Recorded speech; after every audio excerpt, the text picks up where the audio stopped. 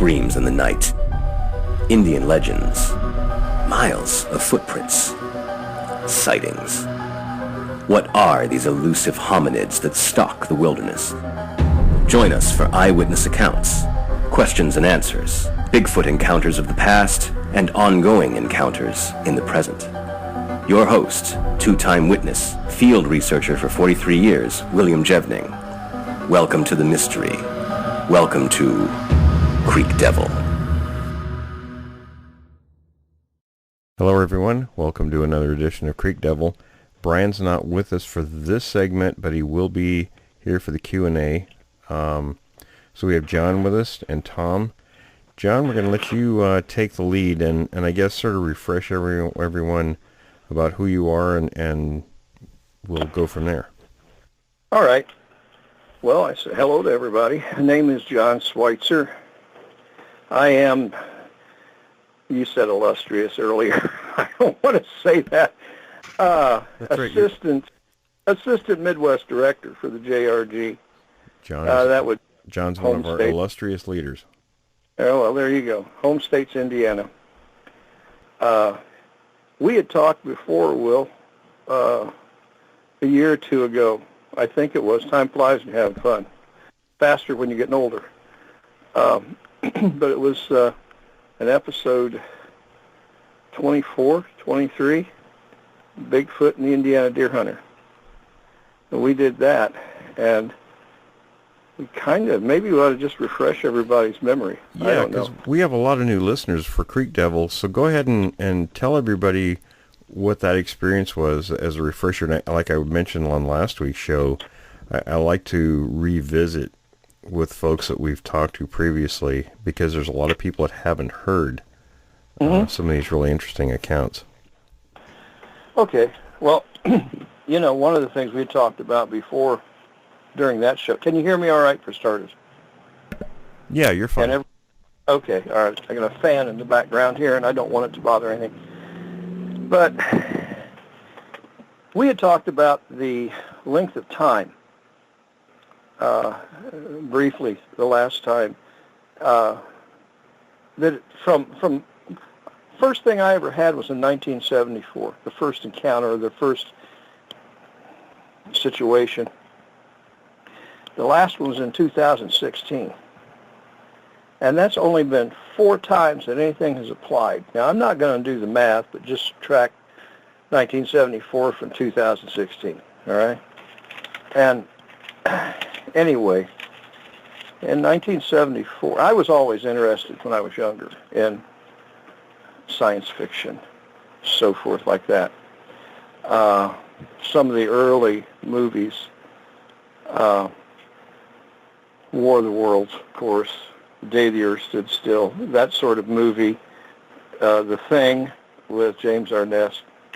And one of them just happened to fall in there, and I cannot remember the name of it. I want to say Yeti or The Abominable Snowman, but it had Forrest Tucker, and I believe it was Peter Cushing. I said Christopher Lee before, but I believe it was Peter Cushing that was in it. And I saw that movie, and it had to be the late 50s, early 60s. I don't remember, I was kind of struck by that. I thought, my gosh, what is that, And then a friend of mine in grade school saw something in Argosy magazine, or some magazine that he had read, and it had to do with Yetis, or the Yeti. And I was pretty interested in that. I thought, wow, I didn't see the magazine. I'm always interested in folklore, old tales, and so forth. I'm a history buff, among other things, having been in movies and worked with photography, and worked with firearms, and so forth like that. But, okay, to get us started on, in 1974, that was the first year for deer hunting in Indiana with muzzle-loading rifles. And feel free to jump in here anytime, Will. But at any rate, we, 3 of us, decided to go down to Morgan Monroe Forestry, not far from an area called Low Gap Road. And we set up a camp. We played euchre, and we decided, well, I lost euchre. I'm a terrible card player. So let's hit the hay. So we fired up the heater and started to sack out. It was early, actually. It was probably about 8:30, 9 o'clock. It was November. It was dark. So it was probably about 11:30, maybe 12 o'clock. Call of the nature. I had to get up. So I went outside and I walked to the edge of the ridge that we were on. Now that ridge ran east and west, as I remember. I was looking down into the valley, or off the edge of that ridge that the valley ran north and south. And there was another ridge that we came in on that was running north and south off to the west of that valley. Now the road would have been off to the east. Well, I'm standing there taking care of nature, and the air was crisp, the kind that kind of freezes in your nose. I remember a very starry sky, but I do not remember the moon being out. And I hear this truck, and that got my attention, and it was really a poorly tuned truck in the way, shifting, da-da-da-da-da, da-da-da-da-da, like that. And when it got out of earshot, which is, as I always say, that's a term I use when something gets too far away to hear, I start hearing this knocking, this chopping out in the woods. And it's like 11:30, 12 o'clock at night, right? And I hear pop, pop, pop. And I didn't hear anything for a bit. And I hear another pop, pop, pop, pop, maybe 3 to 4 strikes. And in my mind, somebody was chopping wood. And I thought it was too late to be doing that. But somebody was chopping wood. And I was straining my eyes to see what I could see while I'm standing there. I thought that I expected to hear a chainsaw fire up, and I expected to see a light come on. And I'm thinking that the noise was probably coming from about 200 to 400 yards away. Traveling in that valley like that time of year, and the temperature and the denseness of the air, I really couldn't tell you, to be honest. It went on a couple more times, and then it just stopped. So I thought, that's weird. So I just chalk it up to that part of my head in the mind that's, for weird stuff. I went back in there. Nothing else happened. We got the next day. Everybody was asleep. Nobody else heard it. So, I just sort of let it stay there. And then somewhere, I guess I'd have been in my late teens, my early 20s, in Indianapolis, a place called Lafayette Square. I walked in there with a buddy. It's amazing. They sold what they call Orange Julius's. I don't know if you ever had one, but they're kind of a whipped orange drink. At that age, it's good with vodka, all right? But we went in there to get our Orange Julius's, and lo and behold, they have this carnival-looking thing going on in there, and I thought, well, I'm going to go check that out, because it said, basically, it looked like something from a sideshow, and reminded me, well, it reminded me of stuff I saw when younger, when I was like 11 and 12, when you go to the fair. And it said something about man in ice, something like that, didn't say exactly what it was.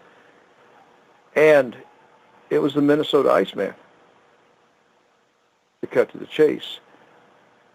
I'm thinking, if I remember correctly, it was like a deep freezer almost twice the size of a big deep freezer. And when I walked up on it, the thing that I first saw was the right foot, the toe, and the toenail, and how human it looked. As I looked up the ice, it got denser and oxygenated. There was lots of bubbles in it. But I sort of felt that if this was real, the bubbles would have been there from decomposition, decomposing, and gas, being released by the body. I do not remember seeing the genital area in that it was hard to see. I wanted to get an ice pick out, is what I wanted to do. And start chipping away ice to see what it was. I remember the shoulders being broad. The right arm was rather muscular, and I believe that it came down and to the left over the dorsal, the midsection, almost to the point of the genital area. If I would take into consideration the distance that it had to go down and bend to the left to cover that area, I would say that it was probably another hand longer than an average man's. In other words, the distance of the hand from the back of the palm to the end of the fingers, that again longer. The face was, you couldn't see the face. I mean, it was there. You could see the width of the head. You could see that the shoulders were pretty strong. And I couldn't tell you if it had much of a neck because the shoulders appeared to be fairly strong. As far as hair goes, I can say it had hair, but I can't say it had fur. But it seemed to have hair longer than what normal, what is normal. Excuse me while I walk through the house here and fill my coffee cup up. The face, though, seemed like over the left eye there was a lot of what you call blood spatter. And I wondered what am I looking at, Those were the things that drew my attention to best. Anyway, I didn't know what I was looking at. I wondered what was Sam Hill, When I walked down, the fellow was standing there, and I said, "What is that?" And he goes, "Well, what do you think it is?" And I don't know what it is. It's your gig, man. You tell me what it is, And he goes, "Well, it's whatever you think." And I let it go. I went and got my Orange Julius with my buddy. So, I kind of let that go. And I'm thinking it was the same year, probably 74, 75, roughly. And I was watching that series on TV, and I believe it was called In Search Of. It had Leonard Nimoy on it. And they had a film of Patterson Gimlin tape. Well, I thought it was pretty interesting because, I was interested in Yetis when I was younger. And then I can't say it was the same episode, but it wasn't happening. This didn't happen during the tape of Patty. But they had wood knocks. And I remember being in the kitchen, which was right off of the main room. There was an apartment. And I heard those, and I was getting a cup of coffee then, too. And the hair stood up on the back of my neck. What I heard on that show was exactly what I heard in 1974, earlier, in Morgan Monroe Forestry. And things started to click. Look. So, about 1980, I moved out to Colorado. Let me back up. I became a little more aware of things when I was in the forest deer hunting after that, after those things that happened there. Anyway, about 1980, I moved to Colorado. I worked out there at a place called TES Firearms, so we made rifle barrels and so forth, and some gun kits. I asked people out there, but no one could tell me anything. No one wanted to tell me anything. Nobody talked about Sasquatch. It was all, yeah, that guy's crazy kind of thing. So somewhere around 1990, I was back in Indiana, and there's an area, Yellowwood Forestry, and I was carrying, now like I said, I'm a history buff, so, I hunt with flintlock rifle, so forth like that. But I was carrying a .75 caliber Brown Bess musket. Several people have asked me. And I had they come equipped with a bayonet that's like 18 inches long. It's a gun that the British used in the Revolutionary War. Well, I'm out deer hunting, and it was probably about 3 o'clock in the afternoon, and I was doing more of looking for a place to hunt than I was actually deer hunting, all right? And I looked down at the ground because I saw where the ground was scuffed up, and I bent down and I was just brushing away the leaves because I thought it was a bear track, which to this day, I know we got bear in Indiana. They've been seen, they've been reported. You won't find a dead body of a bear, haven't found one yet, and they've been seen in an area that I go. So I'm satisfied that's a bear track, and then I hear something off to my left, and I look up from a stoop position. I'm looking up, and I see something turn away from me. And it was animals they don't have to look at you with both eyes. If they want to see you, all they got to do is put one eye above or around or over or under. That's all they need to have. And at the time, I thought I saw a deer jump, and I caught the back end of it, the rump end of it. But you see, what I saw was behind a deadfall. And it was brushy. It wasn't a lot of leaves on it, but it was the kind of brush that grows up here. Sometimes it's green or brown all winter long. But this is like a downfall, brushed area, and it's the kind of an area that if I would want to hunt, I would use it as a blind and hunt from it.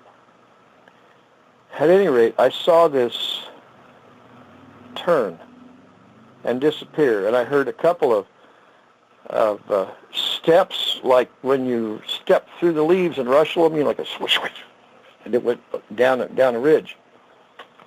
Well, I didn't know what the hey it was, and I walked, I kind of careful about it, and I walked over to the area, and I remember raising my hand up to it, and it had to be 7 feet in the air. Had to be. Palm of my hand, 7 feet in the air. Wasn't a deer. Wasn't anything like that.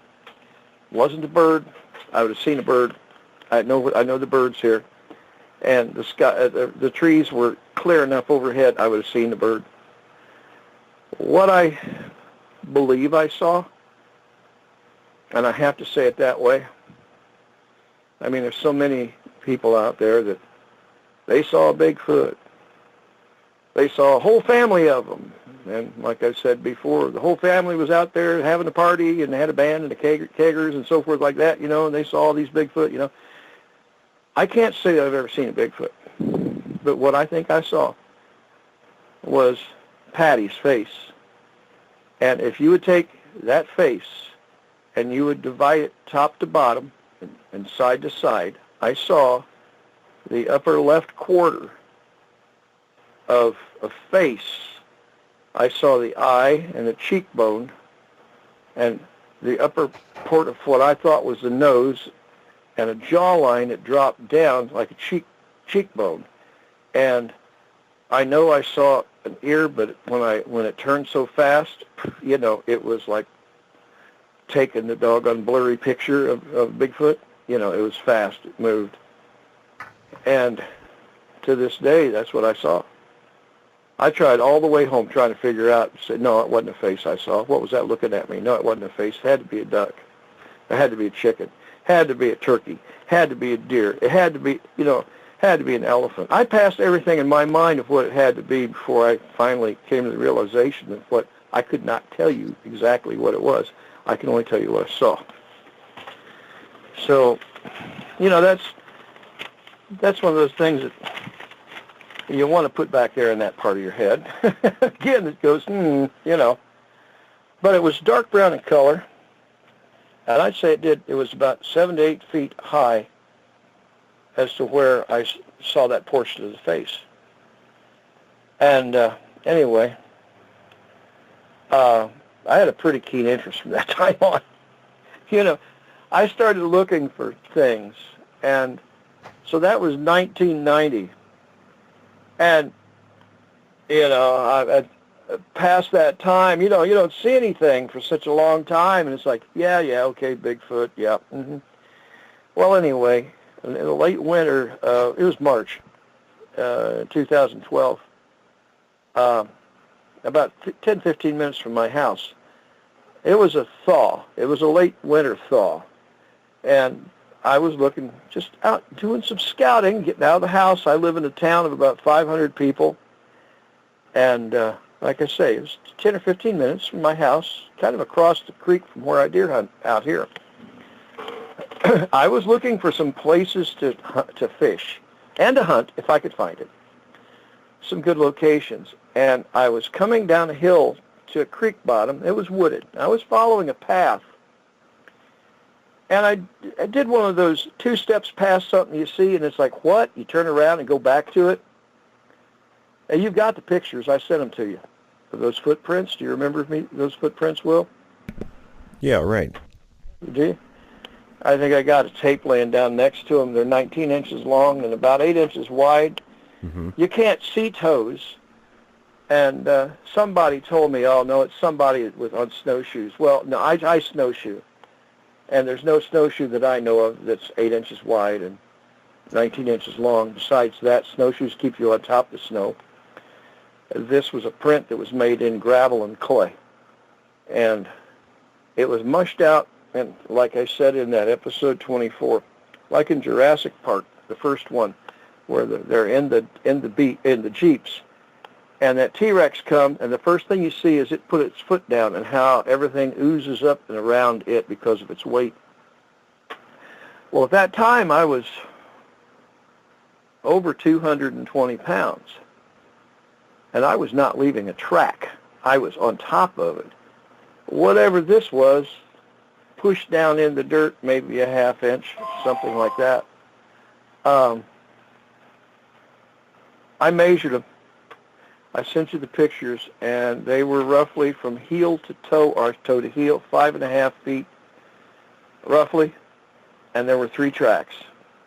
One of them, if you remember, was in the clay, and the other one was, it was hard to see, but it was in new growth, you know, ground growth. But what I always thought was kind of interesting was, I've got a track here, from, what's his name, Titmus?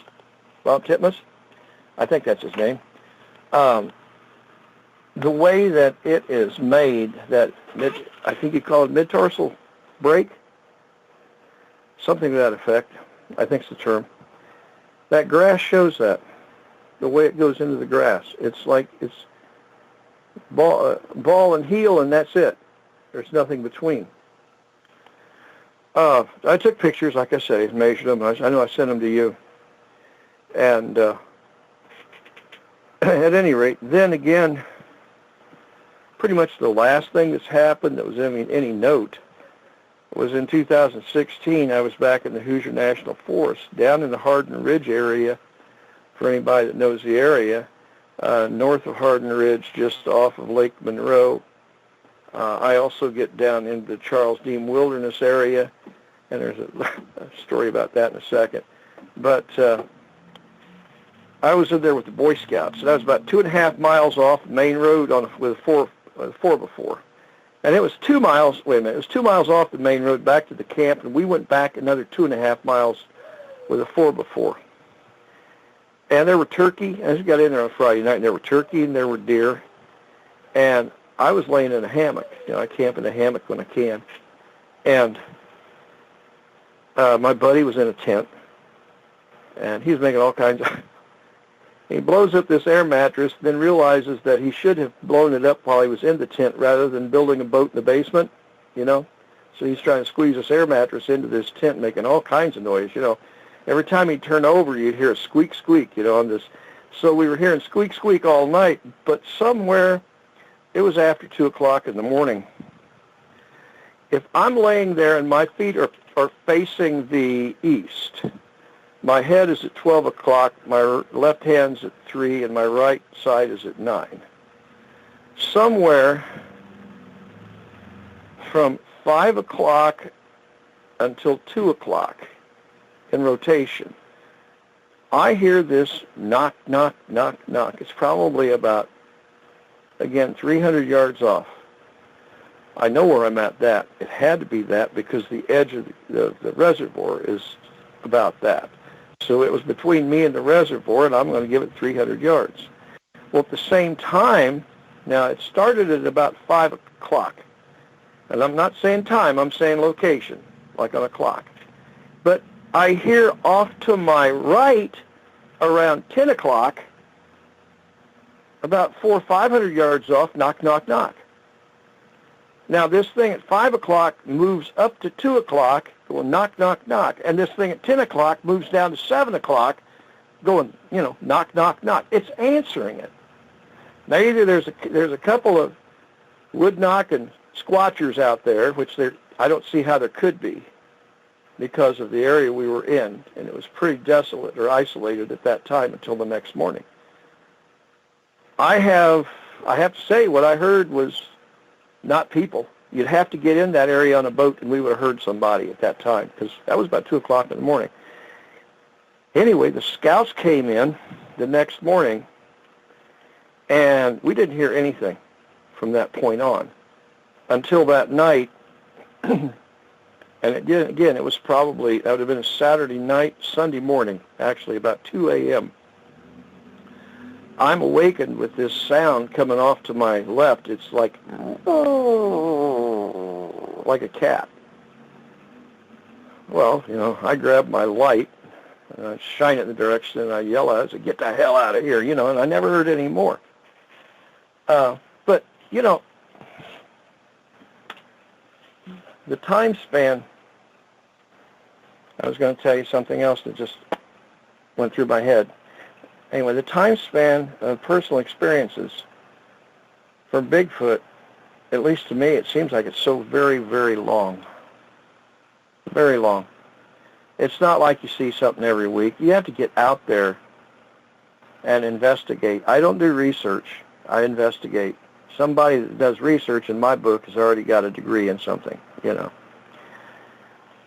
But I've often wondered about wood knocking, and you and I have discussed this before. When you go into a woods, anybody, mushroom hunter, I don't care. So anybody that goes into the woods, all you got to do is look down and see that everything on the ground is rotted.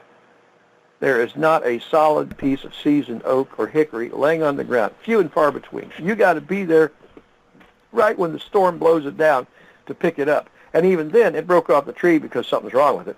Mm-hmm. So I've struck trees before with sticks, and I don't get crack sound, crack, crack, crack. I get thump, and the stick breaks. Right. So it makes me wonder if this sound of wood knocking is not hand clapping or tongue popping, which, boy, that would take something to do that. Tongue popping, yes. We've actually heard that from witnesses. Oh, really? Okay. I just can't see if Sasquatch is using something to beat on a tree with, then that would officially make it a tool. Right. And if he's using a tool for that, and if they are as intelligent as they are, then I think there's more things that we could find evidence of than just assuming that everything we come across that's piled together it's a Bigfoot nest. Mm-hmm. I'm so sick and tired of what they call tree structures. Yeah, too many. I've worked with trees, and I know. Oh, go ahead, John. You told me about the trees you saw bent. Now that are broken. Mm-hmm. Where was it? They were like 100 yards apart or 100 feet apart or something like that in a line? Yeah, we found 13 of them. There you go. Now that's a different story altogether. But when I was in Colorado, we did survival training, officially, former training. And we got up in the high country, and guess what we built? We built debris huts, and we built tree structures and so forth like that to sleep in, to keep warm. Now, if somebody would come up on one of those, because we didn't tear them apart, we left them for the next time. So if somebody would come across one of those and they'd see it, what would they think?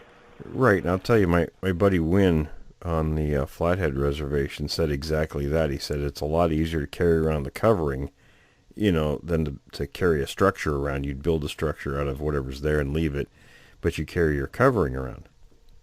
Amen. Absolutely. Tom, I know I carry it. Yeah, I carry it. I'm sorry, go ahead, John. I carry a tarp. That's what I was saying. Right. I carry a tarp, and I can make my structure while I'm out there if I need it. But it's just, it's just a tarp, Tom, I know you're itching to jump in there. I'm listening, fascinated. John, the first thing I got to say is you brought back some memories with that Orange Julius. Oh. I'd forgotten about those things. They were pretty good.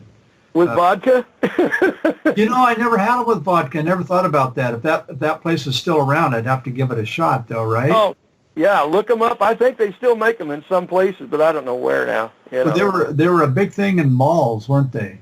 Oh, yeah. Yeah, everybody got an Orange Julius and a bag of caramel corn, and you went around and tried to find a date or something, Yeah.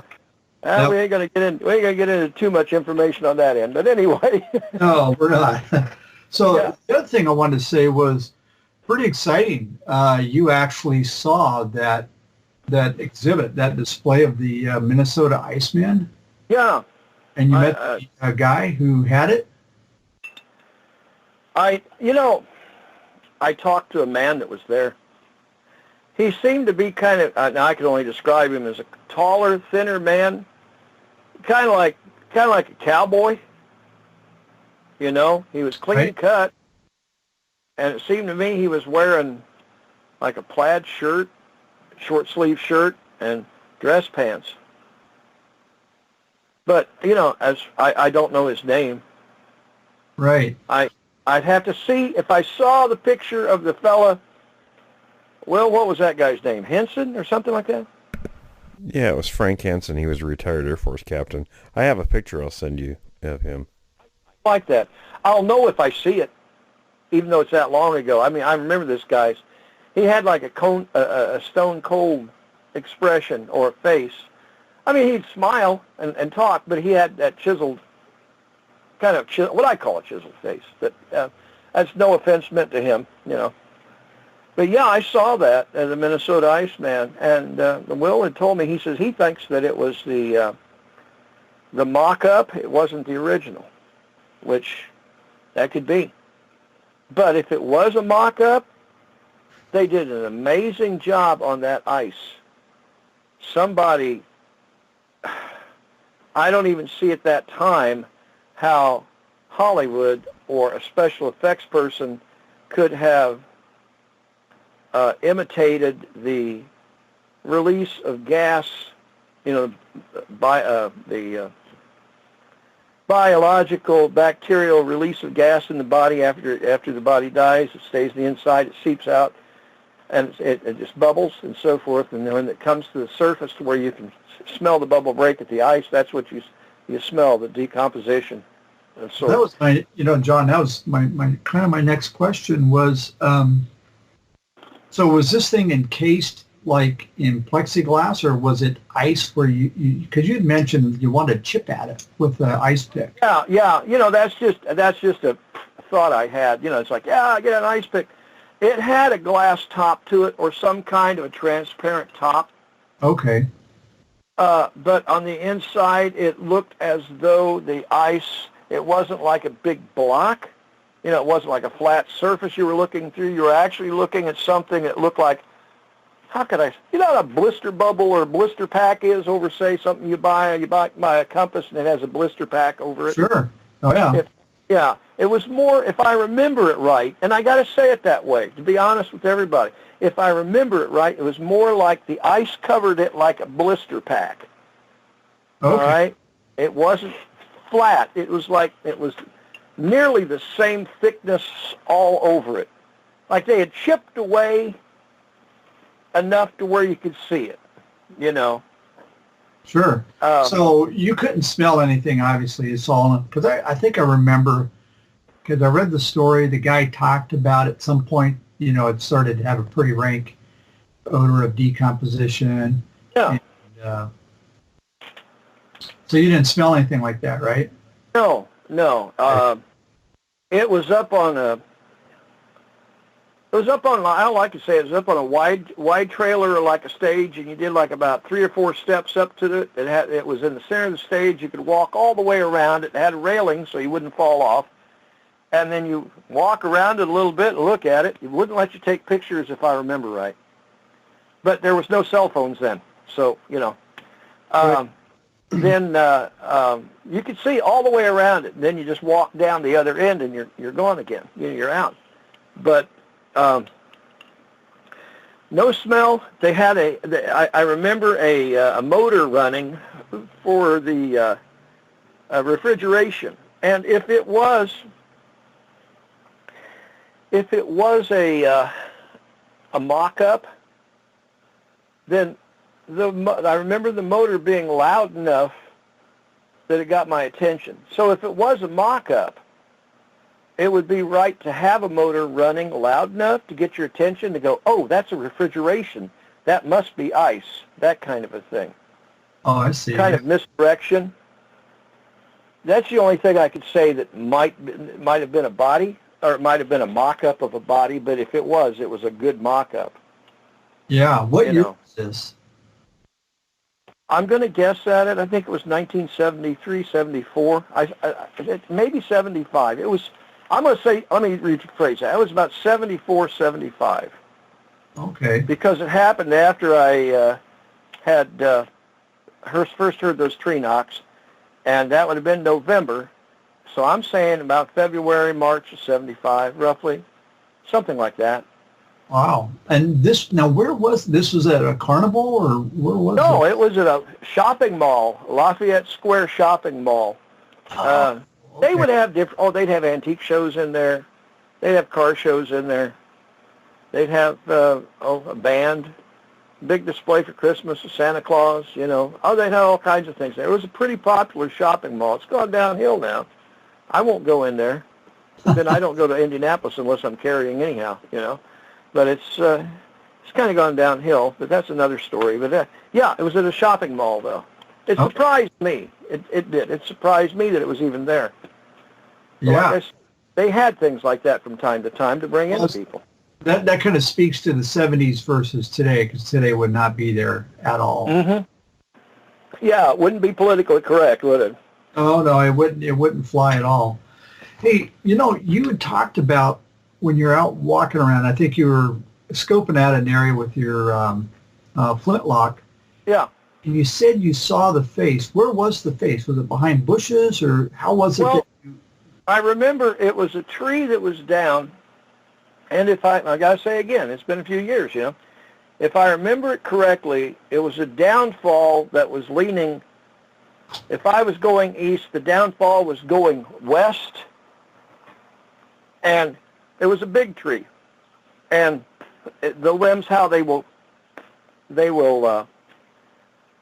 limbs grow out in such a way that they were all heading west as well. Well, it also had happened, and during that time, underbrush, I mean, it had been there for probably a couple years, and underbrush had grown up and through the limbs, how it will twine, you know, and go around, and then and we have... we call them grapevines here. To be honest with you, I don't know what they are, but it had some of that growing up on it. The grapevine here, yeah, it'll give you water if you cut it. The bark is good for stripping off and starting fires with. But it looked almost like a curtain of foliage that was natural. Okay. And the top of it, if I remember right, we'll say a rectangle. We're going to say a rectangle here, okay? If you take something like a rectangle that's 7 feet tall, and we'll say 5 feet wide, where I saw it from was if you cut an angle out of the top right portion that's about 1.5 feet and drops down to about 1.5 feet going down to the right side. So it's like ripping the corner off of that. That's about how high I saw this face. Now the rest of it was it was thick. It was just the foliage, the way that it grows. And it was as though something was standing there, I would say, to be able to see it leaning back against the tree so it hid the body. That was that's what I was thinking. Yeah. Will, it looked like, it was leaning back against the tree. That's the only way I can imagine, to where it hid the body, to where the body was sideways, Sure. but had its shoulders and head turned enough to where it was looking at me with one eye. Like I said, animals will do that. Sure, and it remained. It's got the best of both worlds. It's concealed, but it can watch you at the same time while it has some element of concealment.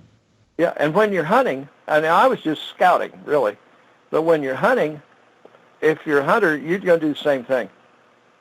You're going to one eye, keep it on it, raise the rifle, pull the bow, whatever. Keep one eye on it. You're going to do that. Well, that was really my question was, why didn't you see the whole thing? And now I understand. It was actually hiding itself, and it just had that little, like a window, like a little porthole that it was looking out, right? Is that kind of... Exactly. Yeah. Okay. All right. Yeah, it was thick. And, the way everything, if you could see through it, but if you would have walked behind it with real tree and wore like something like real tree camo behind it, you would not be able to see the person if somebody did that. So what I saw was the movement up top. I couldn't see the movement below it because it was hidden, and it was beating feet to get out of there. And like I say, I heard two soft swishes of leaves.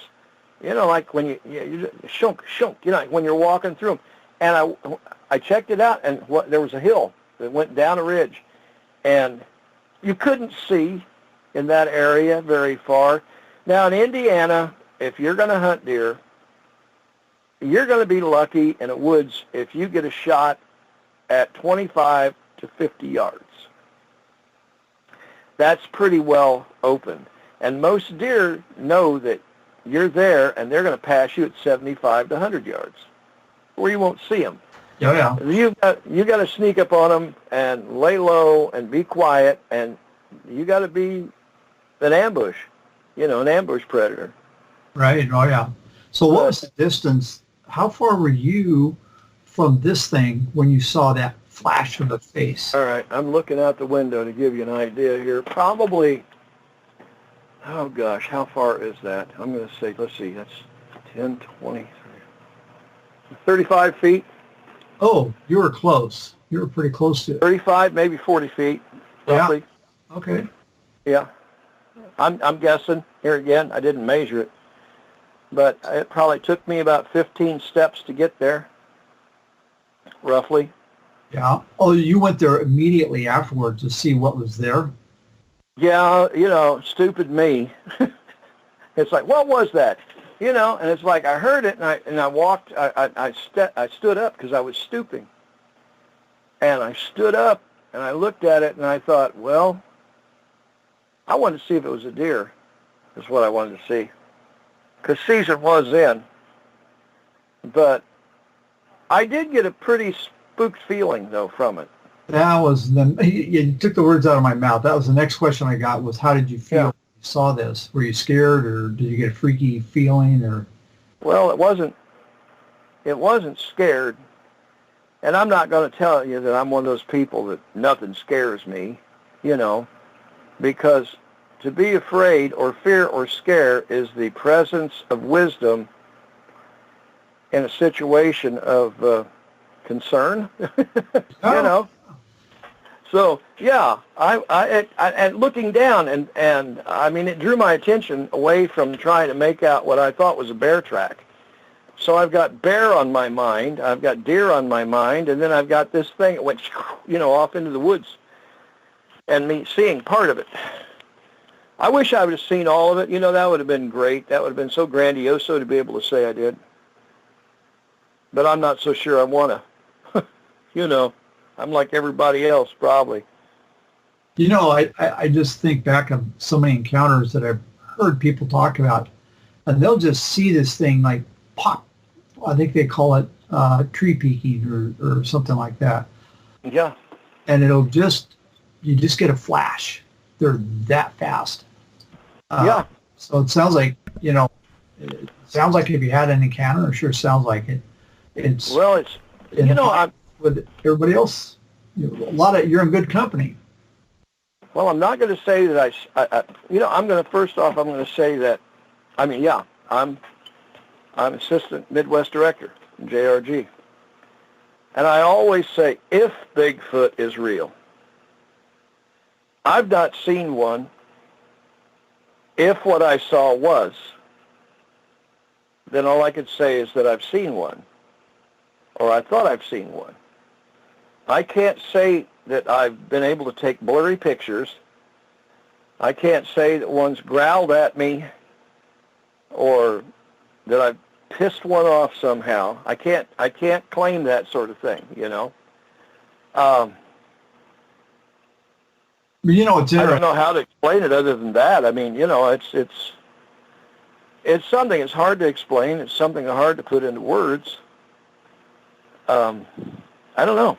Well, so many people, and I've just asked this today, how come we don't have more pictures? Why don't we have pictures? Well, there's two reasons. Number one, primary reason is these occurrences happen so fast. You just, you don't have your camera ready or your cell phone.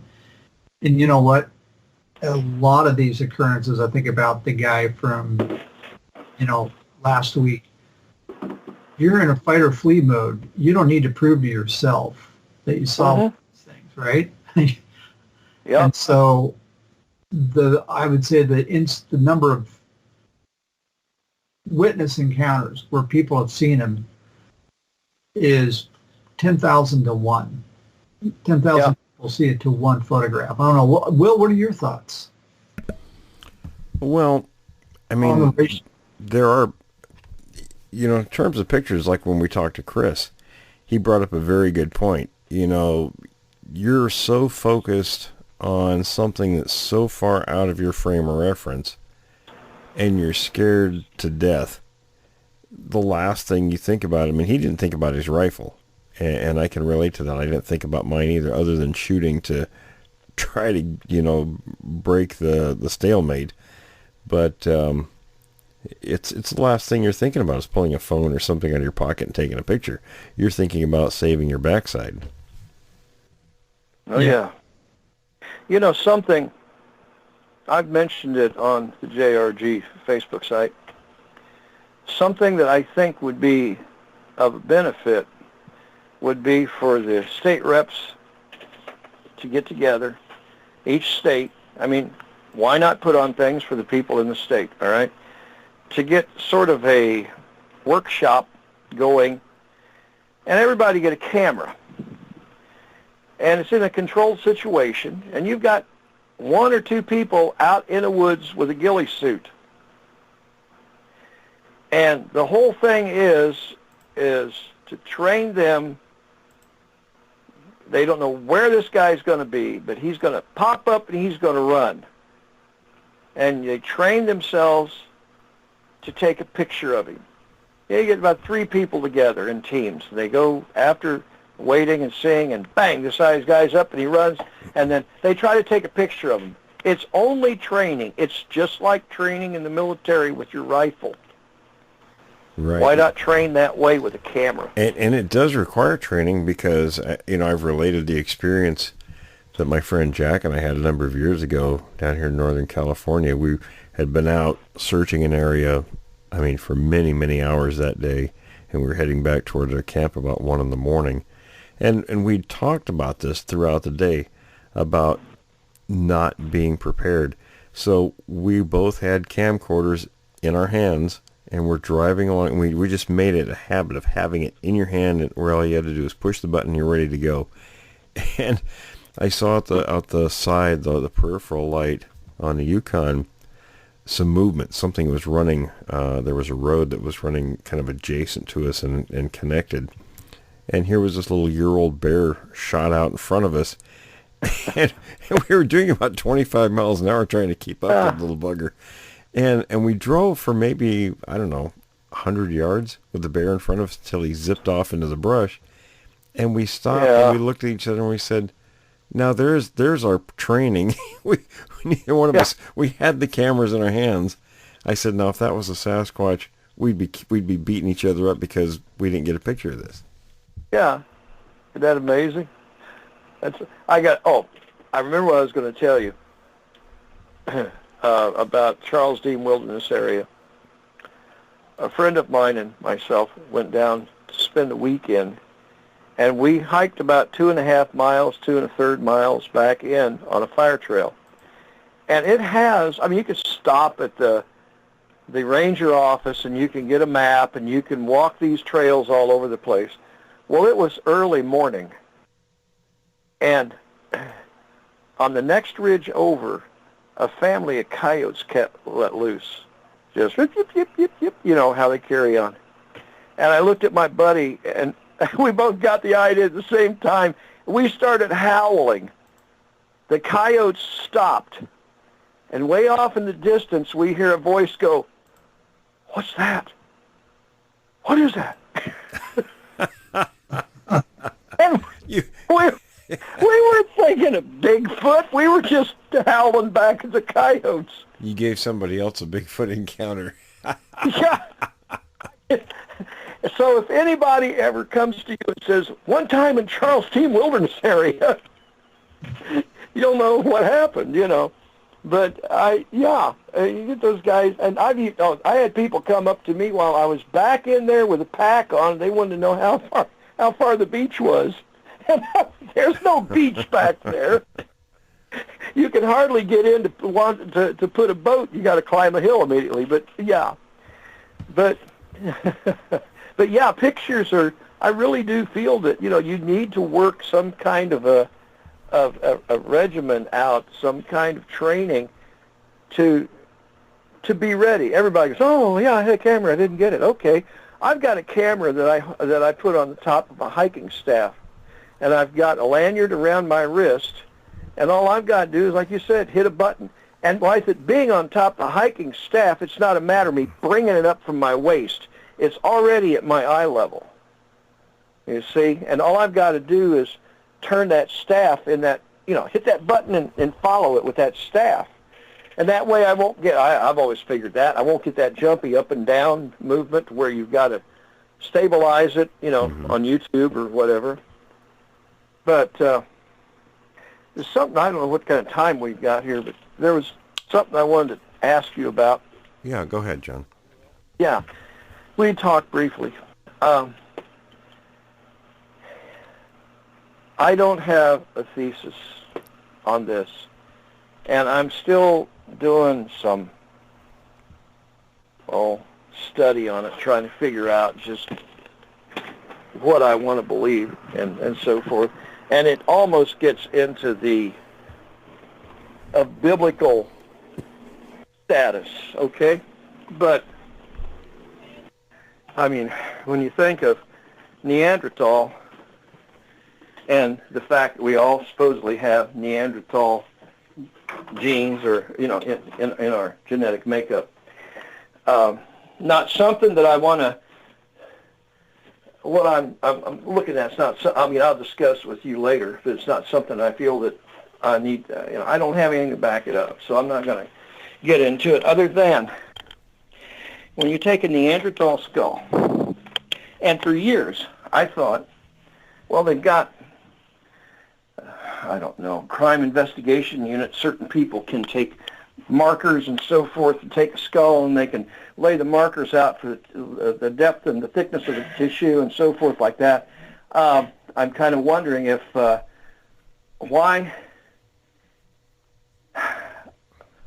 do they always make the Neanderthal pink-skinned, with hair, and human-like in every aspect? Why do they not take that skull and give it a darker skin with the thickness of muscle and tissue that you might find on one of the great apes? Well, when you look at not? When you look at the picture of the artist that Danny Vendramini, who wrote Them and Us, did, that's what he did. And you're right. I mean, it's a very homocentric point of view, which means human. We place our own values and selves on everything that's remotely human or human-like. And I think that's incorrect, because without knowing, and it's anthropologists who do that, by the way, with the pins and all that. Okay. We've studied ourselves to a great extent, so we know they can recreate a skull that's pretty close, or a face from a skull that's pretty close, because we know a great deal about tissue thickness in humans. We can do it with other animals too, because we have examples to go by. But things that we don't know, and we talked about this before we started recording, Gigantopithecus and the other hominids, fossil hominids and apes, they have no idea. It's all guesswork. So they commission artists, and there's definitely a bias involved when they create those. Now, they make lots of different variations, but they might be 100% off. Maybe Vendramini's artist is more correct than all these other ones. We don't know. Yeah. Well, I've had, to give a little hint of what I've been thinking about, I said it's almost biblical proportion, but if we have, think about this. It has been said that Bigfoot and human beings, somewhere along there, the line, it's split apart, all right? Now, if we have Neanderthal genetics, or we all have something in our genes, or in our DNA that's Neanderthal, then what do you suppose? You see where I'm going with it? That possibly, if it could be a link, or not. And I don't believe in evolution. I believe in adaptation. I'll put it that way. And within kind. Evolution within kind, but adaptation. You're kind of just talking about with Vendramini's theory. Well, I don't. Once I read what he had to say, it was like, no, I'm not going to follow what he's got going. Well, here's my thoughts about that. Mm-hmm. Take Neanderthal out of the equation. Get rid of get rid of Neanderthal. Get rid of the whole sexual component with his theory. You place in a different primate, and I think you're pretty close. All right, I can get that. I can figure that. I don't think. It's very interesting what he wrote. I don't think it was Neanderthal. Yeah. Well, when you take the skull, and that was one of the things I saw, and it kind of went, yeah, okay. You take the Neanderthal skull, and he had it laying against a chimp. And it's like, yeah, the backbone would go through the front of the throat of the chimp. And that doesn't make a whole lot of sense to me. Mm-hmm. But no, it's something that I was thinking about, and I had to get past that, had to get over that hurdle. Give me a second here. Hold on, Will. All righty, I had to. Anyway, there's so much out there that still needs to be, gone through, discovered. Right. Yeah. I don't know what to say now. and when we had our anthropologist friend John on, he said exactly what I know from my early anthropology training, that There's so much they don't know. They try to present things to the public, making it look as if they've got this more or less figured out, and they really don't. They have no clue. It's their good idea and their way of saying, hey, look at me. Yeah, it's different theories, but are they correct? Who knows? Yeah.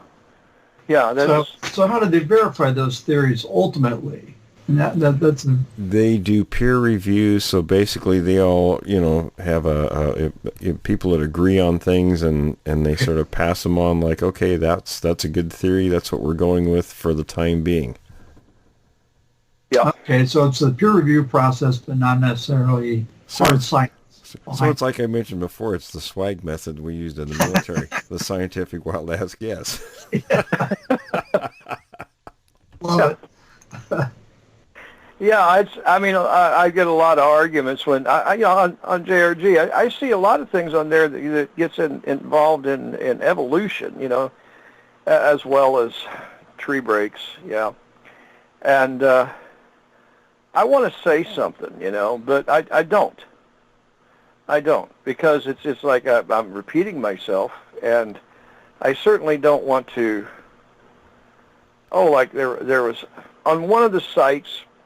Somebody was just carrying on about tree structures and how that's evidence, all right?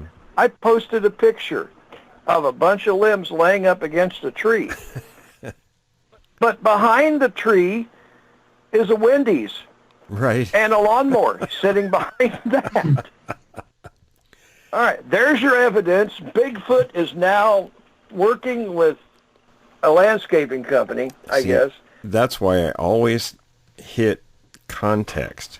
You have to look at the context, and you find something like you had made a good point earlier when you said, you make a structure with what's out there and you just bring your tarp. And I've talked to many other people who've done the same kinds of things, and obviously you're not going to take the structure down when you leave. You just take your tarp and off you go. We've made teepee structures and 3 of us carrying tarps.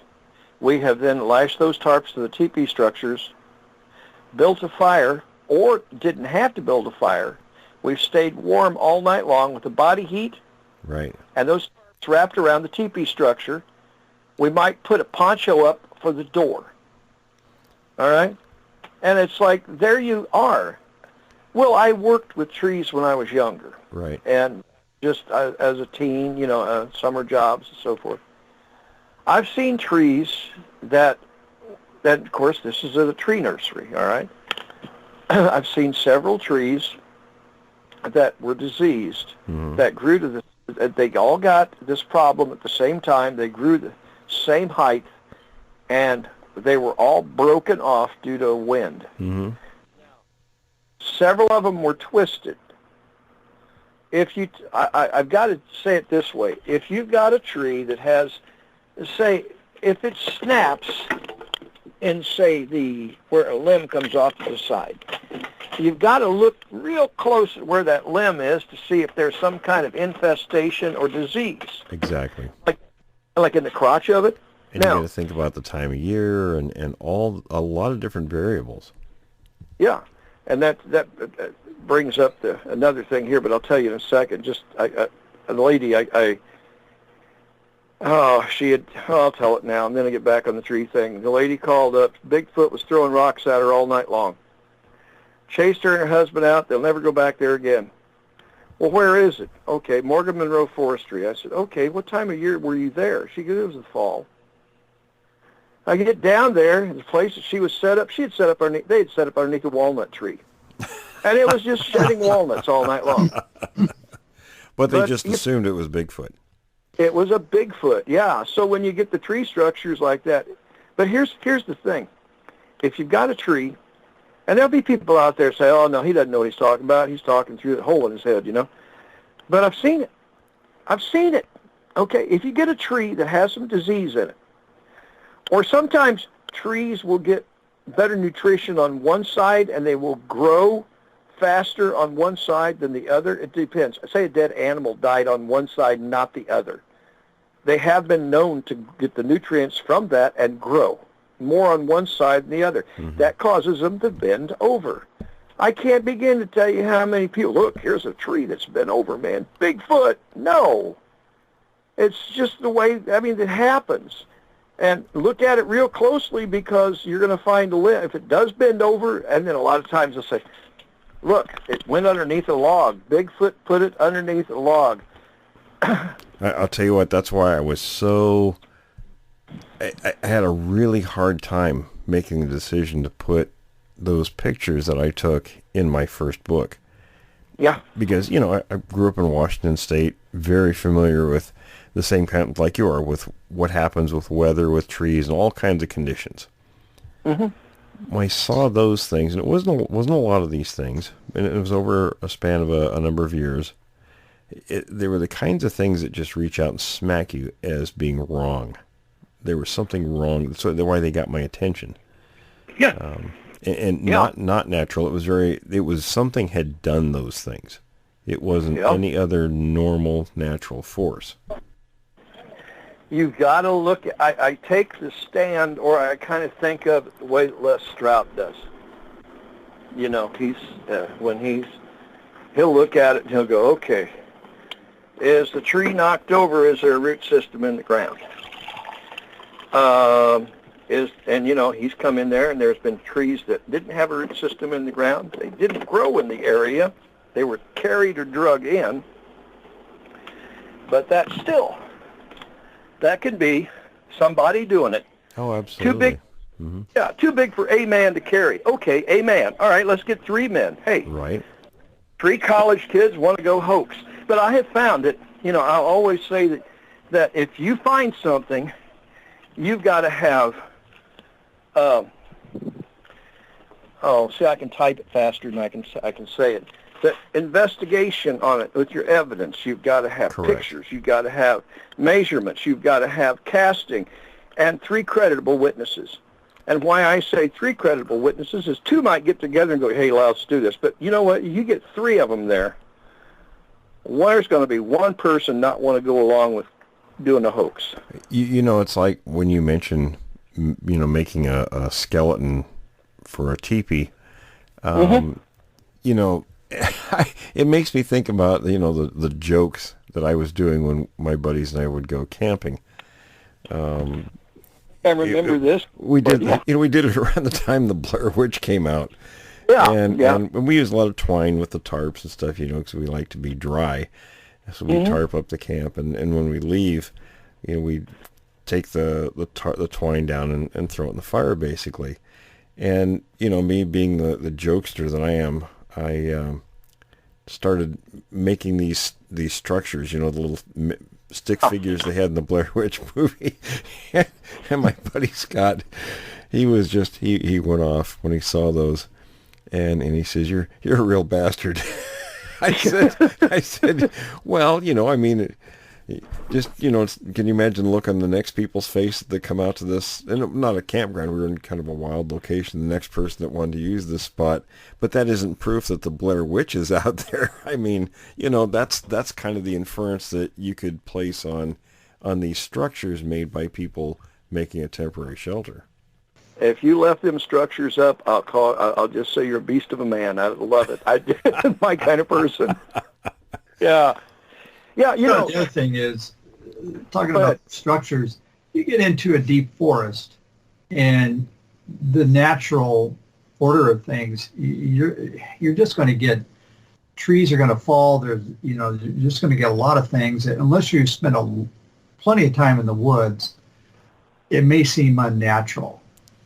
And I can tell you from what I learned when I majored in psychology, and one of the things they talked about was the human mind is designed to see and find structure in things. Yes. I'm glad you said that. There's a couple of structures that I've seen where I've seen pictures taken where all these limbs are piled up in the crotch of a tree. And people have said, well, here it is, this has got to be Bigfoot. Well, generally speaking, it's the same kind of limbs as the tree is, and gravity does have a way of making things fall. and limbs do fall, and they do get stuck in crotches of trees. Oh, yeah. I've seen it many times, too. Yeah, and the more limbs that are above, I mean, they get rid of limbs. The limbs die because there's other limbs that need the nutrition, and the ones that are sick, they fall. But, you know, this is something, too, that I've seen, and the break and twist.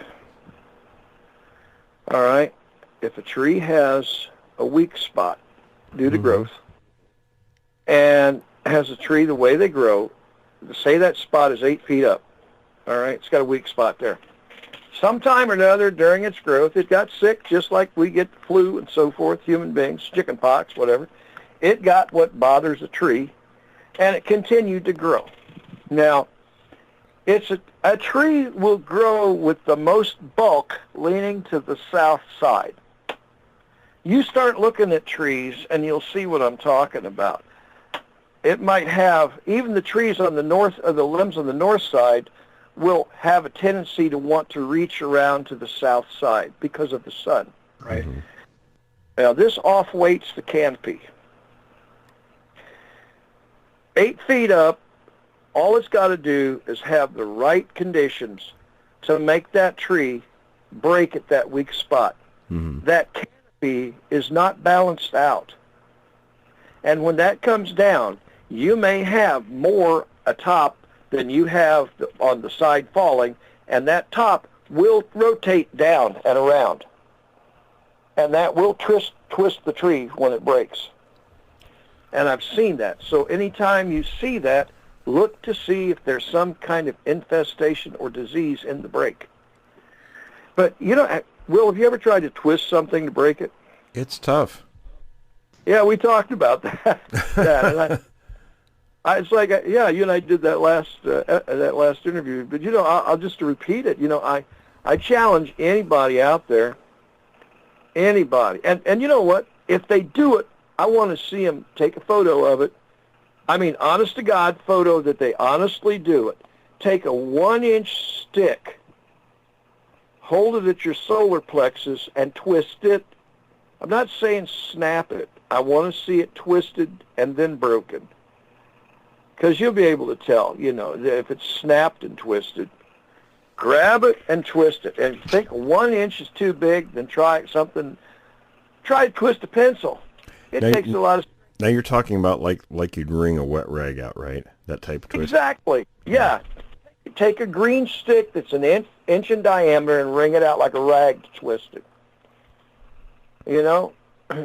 You can't do it. It's tough. Yeah. Hey, John, do you guys out there you're in Indiana, right? Yeah, it's all cornfields and insurance companies. Yeah. What do they have the hemlocks out there? You know, I don't know. They're, I hear about it, so I'm thinking it down maybe south central. That's where the glacier dump is. It's like the foothills of the Smokies, but then it flattens out into river bottom down the Ohio. So a lot of plants that grow there that don't grow right where I am at. Well, no, I was thinking about the hemlock trees. They have a kind of a curve to them at the top, like a little. You know, they sort of bend over. I didn't know if you guys had those out there or not. Well, I'm going to Google one up right now while I'm on. You know, I've got the computer going. Fellas, we are running short of time. Not a problem. Yeah, my computer's not coming on right now anyhow. You know, we should probably do another session, a continuation of this I'd like Q&A. Yeah. Yeah, I'd like that. You know. Yeah, absolutely. Okay. Well, we'll call this part 1, and we'll do a second part. We can shoot for next week. That's fine. Yeah. That's great. Yeah, we could. A lot of good questions. And we can get Brian involved too. So. Yeah, I mean, you never know. A Bigfoot might come delivering some of my UPS between now and then. You know. All right, fellas. But I'll get a picture. any final thoughts before we wrap this part 1 up? Just, You know, John, good talking to you, and some very interesting perspectives. Yeah, very good. all right. Thank you much. And I would say that to anybody, listeners, you've got investigation and you've got research. And the way I look at it, Will, is you're the researcher out of this all. And Well, the rest of it. combination actually, because, and I always hated those terms, back in, it would have been the early 80s is when everybody started all these different labels, because before that, everyone, called themselves a Sasquatch hunter. Now, I don't mean that with a rifle, but out looking, searching. That's part, yeah. Well, the thing you said about a rifle, that's maybe a topic for next week, too, about kill, no kill, something like that, Yeah. What we'll do, John, is we'll bring you on the Q&A with Brian and Tom and I when we do that segment next week. All right. So we'll do a continuation next week with this, a week from Wednesday, or next Wednesday, I'm sorry. Well, you know how to reach me. Yeah. All right. Well, fellas. Looking forward to it. I appreciate it. Fellas, great chat. Everyone stay tuned for the next segment. We'll take a short break.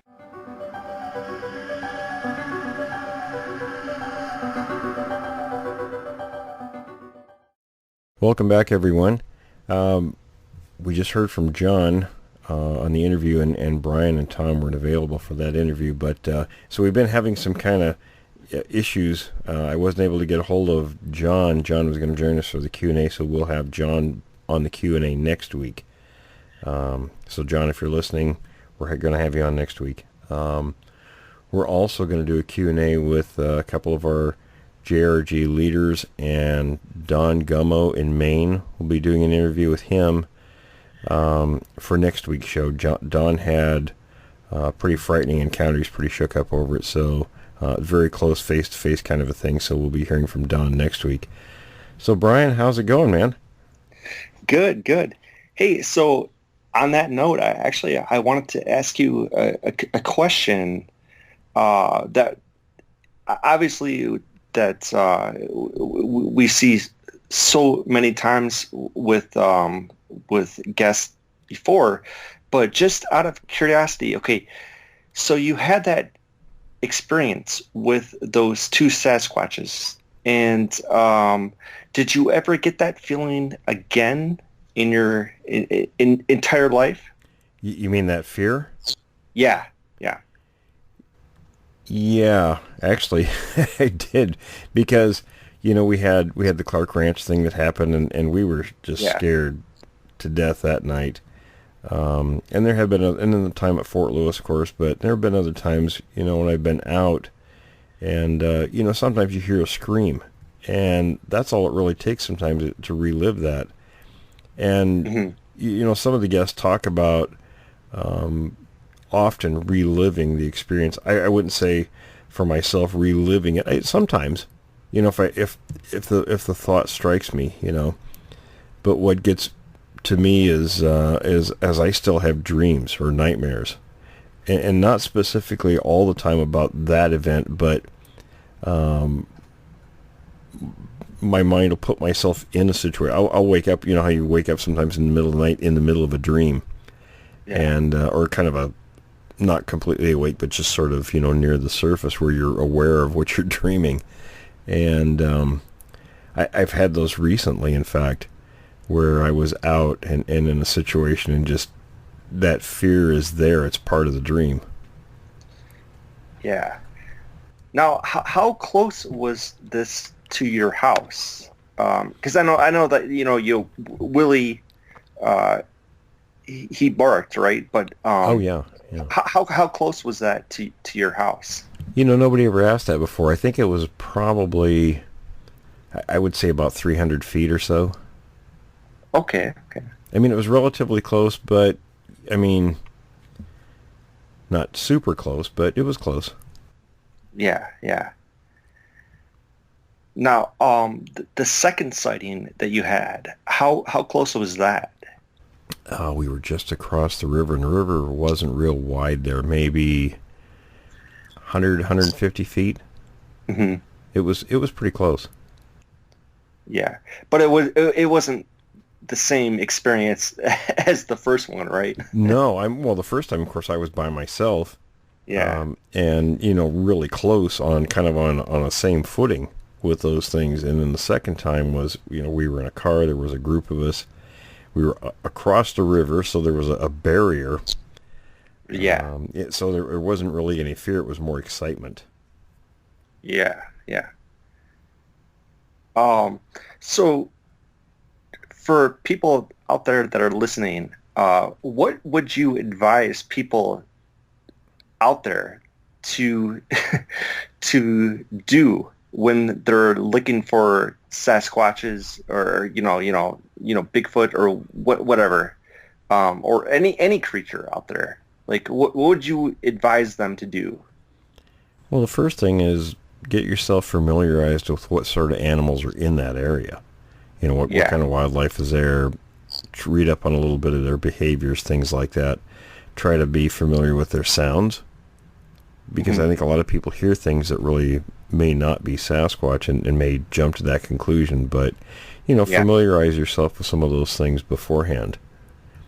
And then of course take a look at the history. Is there a history of activity in that particular area? Yeah. Hey, this is one question that Martha brought up, but I think that it's really, really true for a lot of people that are interested in this subject. What do you think that is the difference between now and the Patterson film? Like in other words, like 2019, like what people should think about in 2019 versus the Patterson film right now? Well, of course, that time period you're talking 1967, and it was a little different then than it is today. There wasn't the awareness of these things. Yeah, and even though, you know, Patterson and Gimlin were there specifically looking to get something, you know, in film, you know, it was unexpected. Whereas today, I think there's a lot of people out looking. It's just very different. I'm trying to think of something specific I could say about that, but there's just, if you look at all the different things that were going on during that time period versus today, and there was, I wouldn't say prolonged activity. There was activity over a decade in that area, but it wasn't something that was constant. It was periodic. Mm-hmm. Yeah. Specifically, how about fingernails? Because I know that, like, we often talk about the Bigfoot, their footprints and things like that. But how about their fingerprints? Oh, now I've actually got some pictures with the dermal ridges in them. Several on glass. In fact, there was one from Indiana and one from the Northeast that a friend sent from there. Both friends, in both cases, sent these, and both times on cars. Wow. Okay. And they're very clear, very good prints. Okay. Do you think that that's something that is kind of lacked in terms of research? Like, a lot of people talk about the footprints and everything, but do you think that that's something that is maybe lacked in research and science?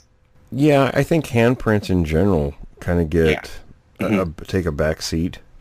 To me, that's fascinating. I'm really interested in the handprints as much as the footprints, but I think a lot of times, because you don't find them as often. Yeah. Also, do you think that, in general, do you think that they walk on two hands or four? When they're moving, I mean, as far as, are they walking bipedally or quadrupedally? Well, I mean, just in general, because there are so many reports of them walking on two hands, but but it just seems like that there are a lot of reports of them also walking on four hands. Well, I think walking on 2 feet is probably the majority. They're bipedal primarily. Mm-hmm. But, and again, it goes back, we always talk about context. It depends on what's going on, what they're doing when you see them on all fours. But for the most part, they're bipedal. But they will use the four-legged stance often in different circumstances. Okay. And also on that note, do you think that they have been mistaken for black bears? Oh yeah, absolutely. Yeah. Because a lot of reports, they say that, they think that it's a black bear, but maybe not. But until it stood up and walked off on 2 legs. Yeah. And I've seen that fairly often, actually. Mm-hmm. Yeah. So what do you think is the ultimate stance on this creature? Do you think that eventually in your lifetime, do you think that it will finally be considered a Bigfoot, or do you think that this whole thing is just kind of a farce, basically?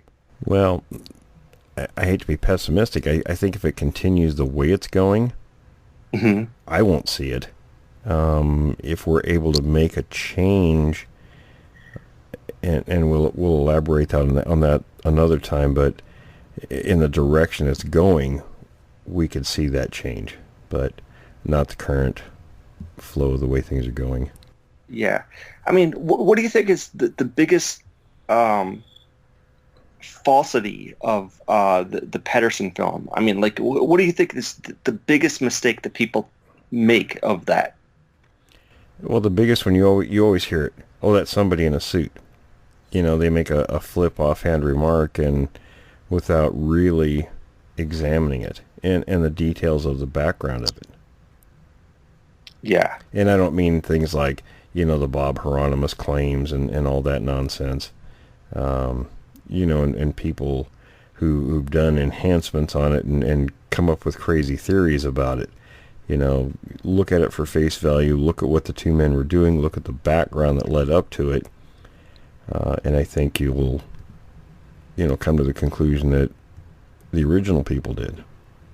Yeah, absolutely. I mean, and I love Bob Gimlin. I know that, well, we're going to try to have him on our show, but I mean, he was truly a great guy, and he said that no, there's no way that film was doctored, and he every single possible way he said that no, that film was not doctored, that was legitimate. Yeah, very honest guy. And I'll tell you something, had there were claims that he was left out of the loop, not knowing, you know what I mean? Yeah. By people to say, it was hoaxed. One thing he told me, and I've heard him say it since then, is that he had a rifle. He could have picked it up and shot the thing at any time, and he was actually closer to it than Patterson was. And he said it didn't have a happy look on its face, so, it was... That's taking a lot of chances. Yes. If you're going to fake something. And you've actually talked about this before, but the creature, it almost had a look that it wanted to get you away from the action. Maybe she was protecting her little one. I don't know, but you've talked about that before, right? Yeah, I used to think that a lot, and we've talked about it. I asked Renee Hendon about it back in the 80s. We were looking at the film, and I said, and we were talking about the particulars of the layout of what was going on there. And I said, well, it just seems kind of odd that it turned and went the direction it did when it could have vanished going the other way in moments. I said, was there any evidence of a young one nearby? And he says, nah. And there wasn't. I talked to Bob Titmus later, and he said the same thing. He says, now he actually went there 10 days later and searched the area quite a bit, and there was no sign of any other prints in the area. So recently I've been thinking about that, and we've talked about that too, and because there were 2 other ones in the area, larger ones. It just makes me wonder if it wasn't trying to lead them to where the other ones were, sort of an ambush situation. Yeah. Because Titmus said it did go, he tracked it quite a ways, and it did eventually get into a concealed position slightly above where they were, and apparently stayed there for some time watching them. And I almost wonder if had they followed it, if the other 2 wouldn't have come into play. Just because no sign was found of them doesn't mean that he did, like a cloverleaf pattern or some different type of search pattern to find the sign of the other 2. Right. So it may have been a hunting. It could have been an ambush, sure. Yeah, exactly. Yeah, because obviously the Sasquatch heard the men on horseback coming. Mm-hmm. And because that, I know people said, oh, well, they wouldn't hear it because of the stream. Well, if you've ever been to that part of Bluff Creek, it's and in that time of year, it's a very small stream, especially in late October. It's pretty much close to dried up. It's not dried up, but it's close. So hearing would be very good for quite a distance in that spot. Yeah. Hey, just out of curiosity, how do you rate the DeHinden and John Green and so forth? Like, how do you rate those experts in your opinion? Well, originally I thought they were, and they were considered the top of the field, but as I found out as I went along, they were very limited in their thinking. Mm-hmm. And especially when it comes to a lot of things, really. Thinking about diet and all the different physical attributes and behaviors especially. They really didn't consider much behavioral evidence. So to me, that's very limiting in your search. If you don't learn all these different things, what something is eating, why it's eating it, where it's going, why is it going there, and so on, you're not gonna find very much. Right. And actually, and you just brought it up, but the whole thing is about context, right? Correct. Yeah. You have to understand why these things are eating, like what they're eating, exactly why they're eating. Well, and they used to think, as one example, they used to think that they were primarily vegetarians.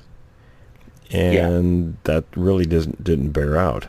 Right. So, that's very limited in your thinking. You have to kind of expand your thinking and think, well, something this large with these kinds of needs, how is it adapted to this environment? And I never heard really any discussion along those lines with those people. Yeah. There was some, obviously, but not any real use. Right. Well, the Goldhammer case, right? Mm-hmm. Yeah. You looked at the evidence and then you explained exactly why they were there and so forth. Yeah, there were things that happened there almost on a daily basis that we learned a great deal from behaviorally. Yeah.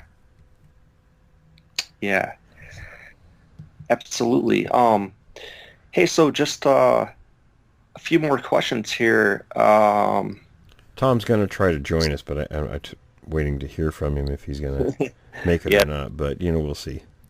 Yeah, that's okay. But, hey, with your subsequent sightings, did you ever feel that same emotion, like that, like the first time you had, you were incredibly terrorized, right? Scared to death, yeah. Yeah, scared to death. But did you ever feel the same feeling in your other experiences? When we had the sighting in 1988, when the thing was across the river, I didn't at the moment. It was when we were able to actually cross. Now, we weren't able to cross the river that day. It was too high. But we did go back a few days later and were able to cross it. And the closer we got to the spot where we saw the creature, the more dread I felt in the pit of my stomach. Oh, Tom is going to join us. Let me bring him on here. Oh, okay. But I was going to say, like, the other times that you had experienced that, right? Was it the same, or was it just? I think I was a little more prepared for it, but you still have it. Mm-hmm. Anytime after you've the first time you experience one of these things, especially a close encounter, when you're out exposing yourself potentially to them in an encounter like that again, you have the feeling of dread coupled with the anticipation of that feeling of dread. Yeah, I guess one of the reasons why I'm asking this is because I've talked to Richard, and I'm gonna go out there in his territory, and he's telling me that you're going to see this. I don't think there's anything you can do to really prepare yourself for it. I really don't. Yeah. I mean, you're going to react the way you react, regardless. Yeah. Tom, how you doing, buddy? Yeah, I am doing good. You guys, I am so sorry. I apologize for that. No problem. I was telling Brian before we started this segment that I had interviewed John Schweitzer previously. You guys weren't able to make it for that interview, so that's what we had in the first segment. But John was going to join us for the Q&A, and something happened with my computer, and I'm not able to call him for some reason. So I'm going to reschedule John for next week. We'll do another show with him. Oh, good. Yeah, he was fun to talk to. Mm-hmm. And I just wanted to. I'm glad, because I kind of want to follow up a little bit on past discussion where we sort of talked about the misidentification and some of the hoaxing, with wood structures and stuff. Yeah, Brian touched a little on hoaxing. We were talking about the Patterson film before you came on. Okay. So I guess that's a good venue to continue down then. Yeah, absolutely. Because that's the one thing that is, whatever the topic is, it's frustrating. Yeah, I mean, I don't know if it's we talked about that with John about going out and putting up shelters and having, it's easier to carry the tarp than is the whole structure. You put the structure up with what's laying around, and then you leave it. And I think things like that get misidentified, unless there's jokesters like me that go out and actually put things up. But I don't put those kind of things up. We did the Blair Witch thing. Well, and the thing is, it'd be a lot of work, and then you just hoping, for somebody to hoax it, it'd be a lot of work, and hope that you get the right place with the right people. And Exactly. I can't imagine that being a real pervasive thing. And a dead giveaway around these things has got to be human footprints. Yeah. I mean, there's got to be human sign around this stuff. I mean, I don't know if people go out and find things and probably don't look, but they really should look. Exactly. Because you have to rule things out, Yeah. You got to rule stuff out, and the stuff that I saw, these are logs that would have had to been almost moved by professional logging equipment. People didn't do it. I'm sorry, there's just not, there's not enough strong guys out there to move these things. And so I guess the point that I'm trying to make is there's legitimate wood structures and wood, tree breaks, and then everything else. Yeah, I suspect a lot of the legitimate ones aren't real ornate. When we talked to Chris, he sent me a couple pictures of something he found, and it's very rudimentary. I mean, it looks like a kind of a structure, but it's very rudimentary, and I'll send you those pictures, Tom, so you can put them on the Creek Devil website.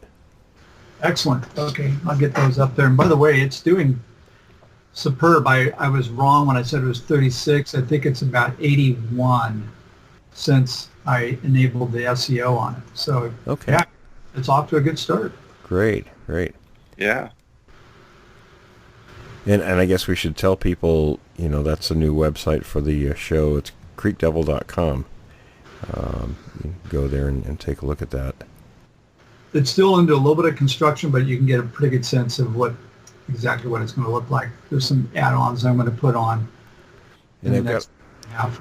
I've got to contact David too. I've had a few people go on my website, williamjevning.com, and they weren't able to sign up, and I tried to do it with a different email and wasn't able to, so there's a little glitch there. I've got to find out from David what's going on with that, but it's understandable, when things are rebuilt or newly built, there's going to be a few issues at first. Yeah, technology. And once we get that nailed down from David, I love it if we could put that on Creek Devil so people can sign up. Yeah, absolutely. Yeah. So, Brian, do you have more questions? Well, hey, Tom, do you have any questions or? I do. I got a guy that I do. That was a stall tactic while I find him. I see. Just being honest here. So there's a gentleman named Stephen, and I think Stephen, he had an encounter, and he's in Florida, and he's going to get his Skype set up, and I think we're going to invite him on the show. But oh yeah, I think yeah. Have you talked to him or heard from him? Yeah. Wait, what's his name? Stephen, and he said he had an encounter on a hunting trip back in '95. Oh, okay. He said it was completely terrifying. I'm sorry, he says, although not completely terrifying, it was at a distance. He said, I was a non-believer at the time. I was dramatically impacted by the sighting. He said, so he's got a question here. He said, my question is, how can we find a common ground with this species? I want to be able to hunt without thinking I am going to be attacked. And I don't want to kill one of these things. And he says he doesn't want to be killed by one, obviously. He goes, I love to hunt. He has a long bow. And he goes, he does not enjoy killing things. So it sounds like he was picking up on that last conversation we had, I think, with Chris, where you kill out of necessity, but you don't really get a joy out of it. Was that Chris, the guy from Columbia? That was Chris. Yeah. All right. So his question is, what can he do and he's in, it looked like he was a little bit north of Fort Lauderdale. What can he do to keep himself from being in a bad situation? Yes, exactly. Well, like Brian and I were talking in the beginning, if people are going to be out in there and they want to know if these things are around, take a look at the information available in the area. See if there's anything that's happened in that area. Then, of course, there's some of the signs to look for, like the territorial markings. But a lot of times it's like with bear. If you're making noise, and these things know usually when you're in the area. But the trick is you keep them off balance a bit, is if they don't know how many people are there. And simple tricks like, number one, don't go alone. If you're in multiple numbers, they're not going to bother you pretty much. Like with all creatures, keep an eye on your surroundings, know what animals are there, know what sorts of behaviors to expect from different animals, noises, things like that. But things also like with these things, carry a can of the compressed air with a horn on it. like we've talked about that, taking to sporting events. Take one of those with you, and Right. and that drives these things crazy. If you happen to think you're close to one, or in a situation like that, use that. It'll drive them off. That I find interesting. So that is actually probably the best, from everything I've heard on this show, it's far better than shooting one in self-defense. Yeah, that's pretty simple, and it keeps a bad situation from happening. So, folks, definitely use that. And Brian, this is kind of for you. He goes hunting deep into a cypress swamp in Osceola County. Does that mean anything to you? Or? Yeah. That Osceola, yeah. Okay, and then is that around Fort Lauderdale area, or? No. That's kind of like Orlando. Oh, your neck of the woods then. Yeah. Okay. All right. Yeah, that's North Florida. That's kind of like Orlando, a little bit north of Orlando. Yeah. Okay. Brian's going to be having an encounter whether he wants one or not. Yeah. Well, I was listening to the two of you, and I was fascinated by that discussion, Will, that you said you still, there were times when you'd have that apprehensive or the anxiety maybe. Every time. I don't think there's a time I've been to the field where it isn't always in the pit of my gut. It's just like, you're trying to steel yourself for one walking out behind a tree or something. Wow.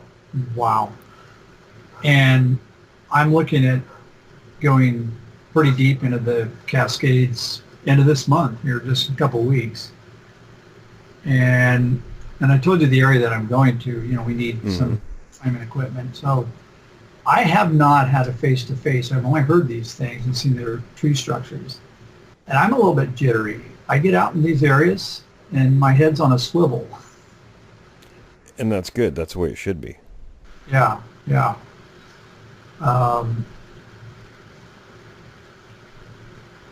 Brian, and you said are you going to go meet up with Richard? You're going to do this, or?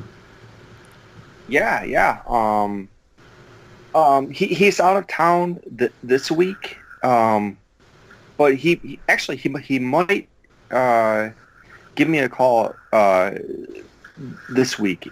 He's not sure if he's going to be back this week or next week, but yeah. Okay. No, that sounds interesting though. And I also got a guy who sounds like he's an investment specialist, but he's also a Native American. And he wanted to, and I think what he was looking to do was he kind of wanted to touch on the question that Chris brought up with the tribal elders on the hybrid, where they talked about that they said that there are some hybrids between Sasquatch and humans. We don't have Chris here, but Will, have you heard anything like that, or any? It's not hybrids. They're just some different varieties.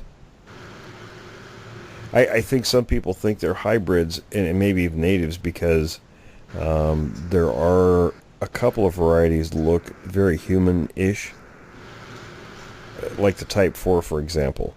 They don't have any hair in their face. They're not as big as the other types. Proportions are a little closer.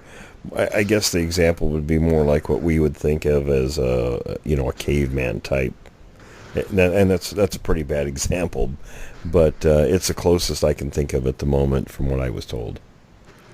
Okay, so we really don't have any reports or any information that humans have crossbred with these things. And it probably wouldn't because they're a different species. And typically, what's the example? I think donkeys and horses. Exactly. They can produce offspring, but they're always infertile because they're two different species. Yeah. So you wouldn't get any propagation of, something like that. Right.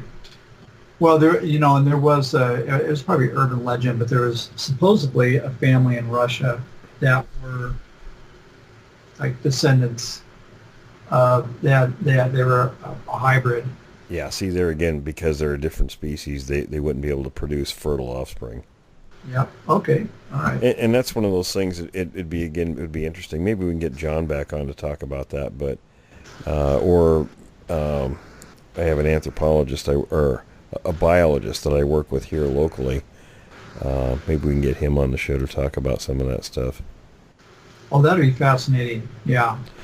And speaking of that now, or not of that, but Brian and I were talking in before we started this segment. Monday, I'm trying to set up to record with my JRG representative. We actually have a couple different JRG representatives in India. We've got our official guy in charge there who works with Jeremiah and the rest of the guys, the rest of the leadership of the JRG, but I have my own personal contact there. He's actually English and lives and works in India, and has some very interesting things to talk about, so I'm going to try to be recording with him Monday, so we'll be putting that on next week's show. And I have another witness, and Don Gummo, our man in Maine, recently had a very frightening experience face-to-face with one of these things. And I mean literally face-to-face. Wow. Really shook him up. So we're going to interview him, and then we're going to have, of course, Don and Jeremiah on the Q&A next week. I've listened to some of those shows in the past with Don Gummo, where if he's the guy that I'm thinking of in Maine. Right, he is. Yeah, it's almost like clockwork. They come and they'll make noises around his house at certain times of the year, and stuff like that. Yeah, he's had kind of a long period of activity there. Yeah, and I've wondered about that. I thought, well, gosh, maybe they're kind of benevolent in that area, but maybe it doesn't sound like it. Well, there's the one group that kind of comes and goes near his home. I wouldn't say benevolent. They're not aggressive. We'll just put it that way. But there was another group adjacent to that group that he felt was much more aggressive. Oh, okay. So remember, with these things, they're not cookie cutter in their behavior. Right. Wow. I think that we sort of assume that with other animal species, because you always want to know what to do around a bear, and everybody kind of has some ideas, and they think the behaviors are going to be the same, but it's not always the same. Right. No, it's it's, even with deer, when you're out deer hunting, they'll act different, one deer from another. Right, and they can be aggressive too. I've heard. Yeah, there's been people that have been injured severely. Oh, yeah. Been killed by, a buck with those antlers and the hooves. So it would behoove people not to lock in your mind a fixed thought about how different animals behave, and same holds true with the Sasquatch. They're not all the same. Yeah. That's interesting. So, question, Will, you and I we're both on the West Coast. With this heat, do you think that affects what elevation they might operate at? Yeah, and I've actually found evidence supporting that. When it's hot, actually, the higher you go, the air thins a bit and is actually cooler. Okay, so because what makes it hot is that the sun heats the air. So where it's thicker, it's warmer, typically. Right. Yeah, it makes sense. But Will, does that affect the deer population, or? I'm sure it does. I haven't really tracked that to compare it, but it would be interesting to know that. Yeah.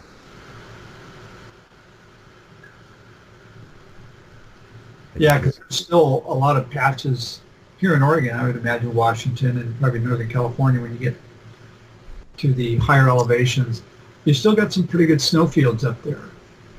Yeah, there are. And it'd be interesting to check one or more of those out for footprints and that sort of thing. I'm going to be making a trip, a specific one to the field this fall, so I'll have to give some updates on that when we do it. I'm not going to say when or where because I never want people to go in that area when I'm out. You know, I don't want the possibility of people doing things, you know, when we're in a place. Contamination, yeah. Right. But it is an area that's very active, so. Hey, Will, can we predict when is Mr. Black going to come on? You know, it's funny. He and I chat frequently, and he was just talking about it a couple days ago again, so this has been ongoing for a number of years, so, you know, when he's ready to do that, so we'll have to just kind of wait and see. Sorry, folks. I mean, it's his call, and he has a lot at stake, so I can understand his reticence about just jumping in with both feet and doing it. So, yeah, he was a very fascinating guest. He's an interesting guy. You know, and another one, I mentioned this in the past, and was Lee Part 1 and Part 2. He'd be another guy. It'd be great to get that guy back on. Yeah, I talked to him yesterday. He will come back on. He's super busy with his work right now, but we've been talking about that, and in fact, he and I are going to be going to the field together this fall. It's a trip that we're planning, and he and I stay in constant contact. Oh, that's great. But wow. Yeah, he is going to come back on. That'll be fascinating.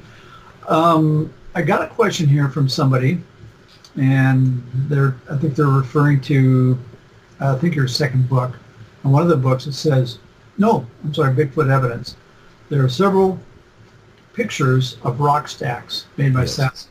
Mm-hmm. And this guy wants to know what distinguishes a rock stack made by Bigfoot from either a natural formation or a rock cairn made by hikers. Well, if you look in those pictures, I'm sitting next to one of those rock stacks, and those are pretty big rocks. The distinguishing characteristic is, in my opinion, is where you find these. And they're not near any sort of trail, road, or anything.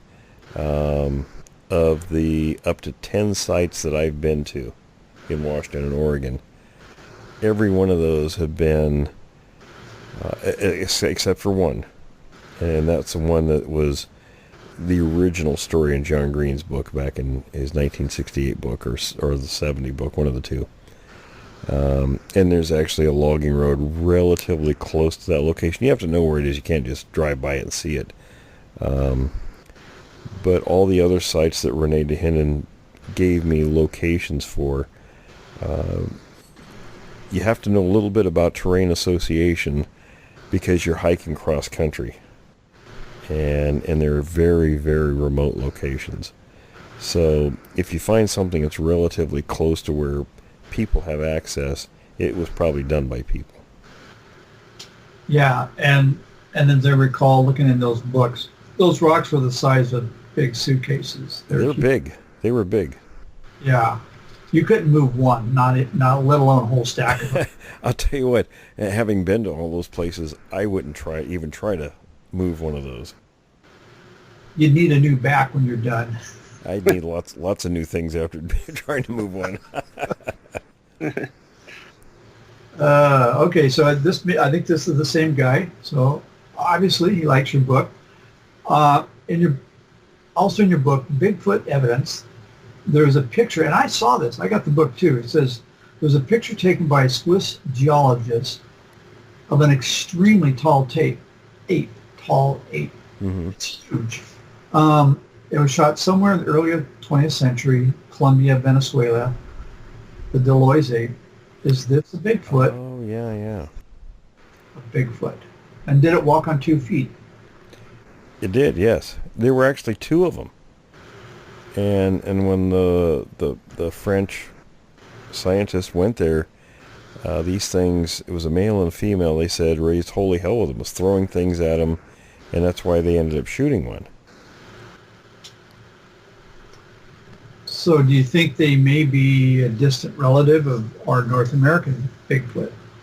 I would say they're probably in the ballpark. They're one of the varieties.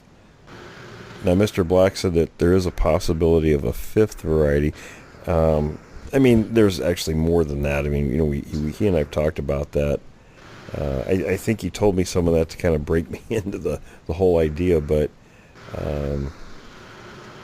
I think that would actually qualify as, because of the size and everything, would be maybe a cousin to what's in North America. Wow. And I'll tell you what I find fascinating about that question is, if what you say is true, and I think it is, well, that's almost like bingo.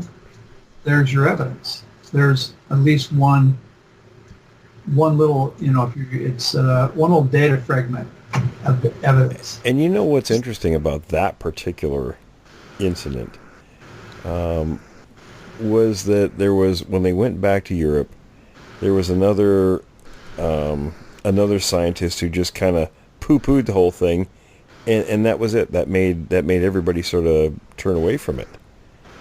And I'm thinking, you know, what the heck? I mean, how come one person's negative views of something change everybody's views?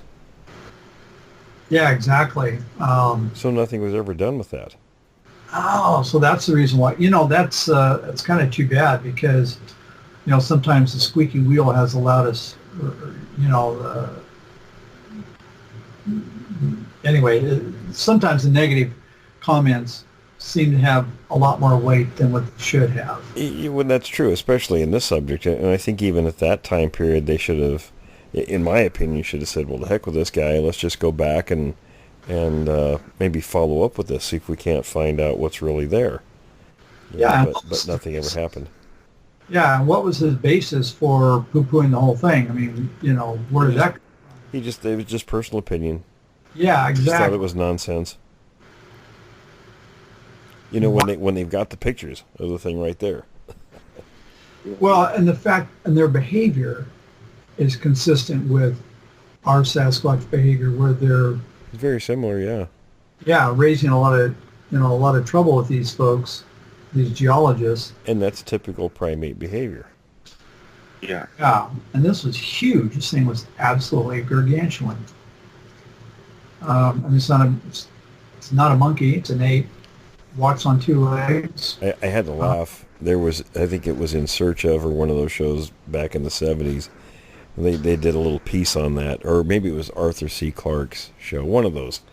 And they showed the picture. They had the picture of Deloy's ape sitting on the crate. They had it propped up, the body, and then they showed another picture with a man sitting on the crate. And they said it was a standard French crate, and this was a standard Frenchman. I don't know what a standard Frenchman is, but it kind of cracked me up thinking about it. Well, maybe we could get a comment. If anybody out there is a standard Frenchman, they could, you know, enlighten us. I think whoever put the film together, it was sort of a tongue-in-cheek kind of a thing, the comment, but... Yeah.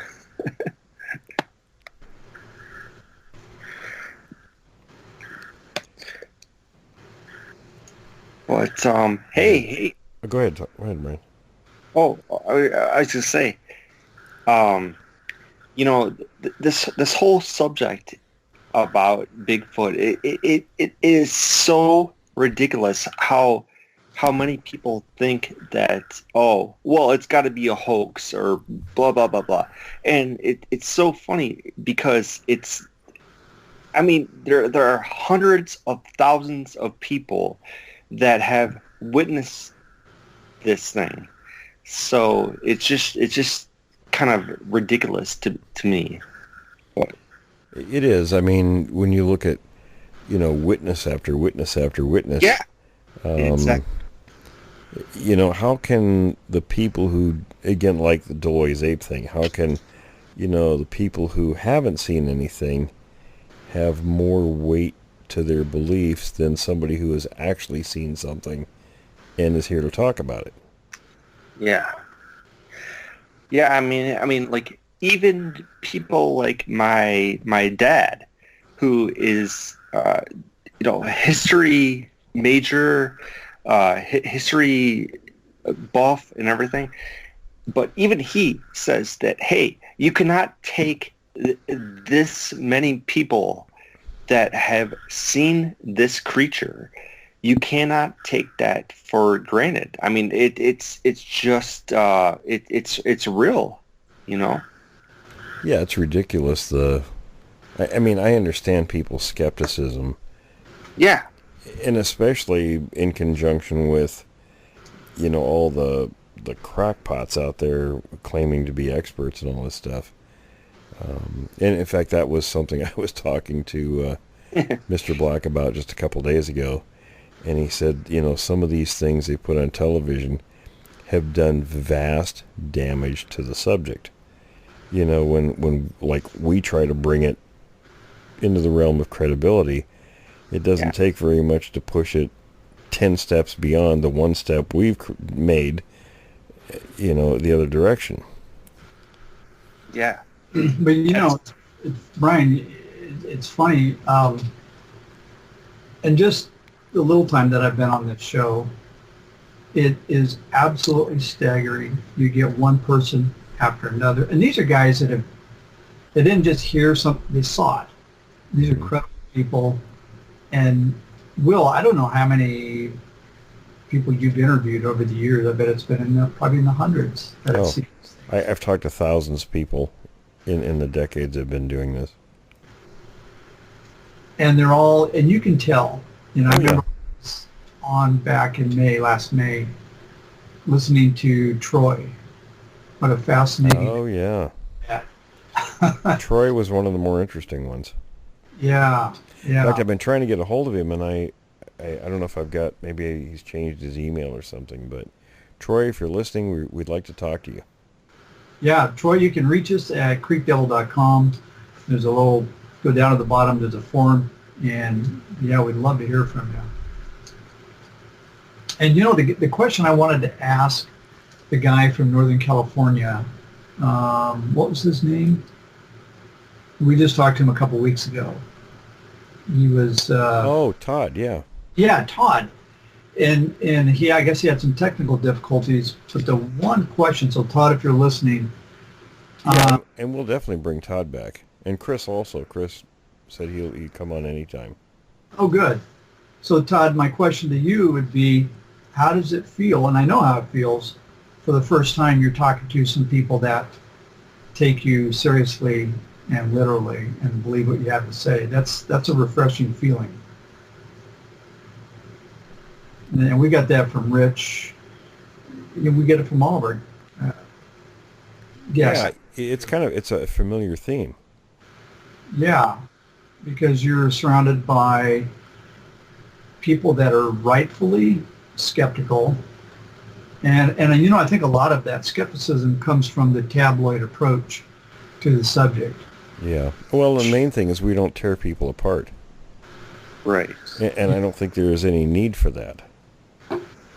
Right. Yeah, no benefit to that. I mean, an experience is traumatic enough as it is, let alone having to deal with people who are, you know, get their eyebrows raised when you're trying to tell them what you experienced. You're telling them what happened. Right. Right. And, you know, it's tough enough to do that anyway. And then to have people pick you apart. Oh, I believe this part, but I don't believe that part. I've heard of people doing that, and that's just, I don't even have words for that. Right. Right. Right, and they're not, thank you. But Will, you've said something over and over again, and that is it's totally outside of your frame of reference. Absolutely.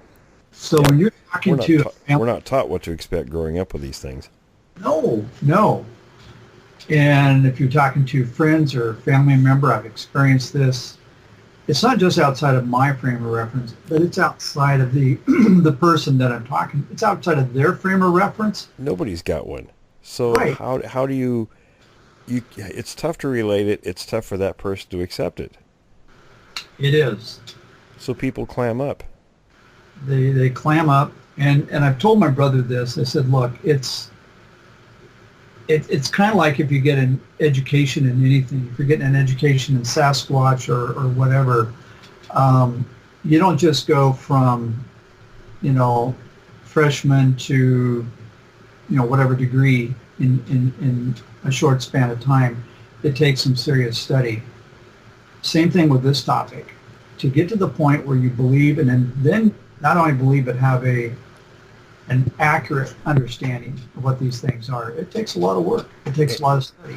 And even with that, it doesn't fall into place till you actually see one. Yep. And Brian's going to tell us about that in 2 weeks or? Well, we'll see. maybe a week, maybe a couple days, maybe. But. Awesome. Well, fellas, we're on the last few minutes here.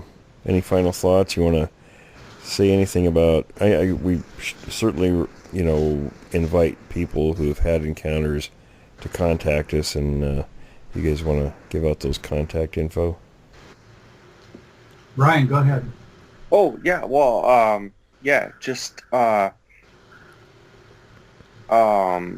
actually, Tom, your address is probably the most, because actually we're working on a new one, right? So yeah, we're eventually going to migrate to questions at creekdevil.com, and actually that's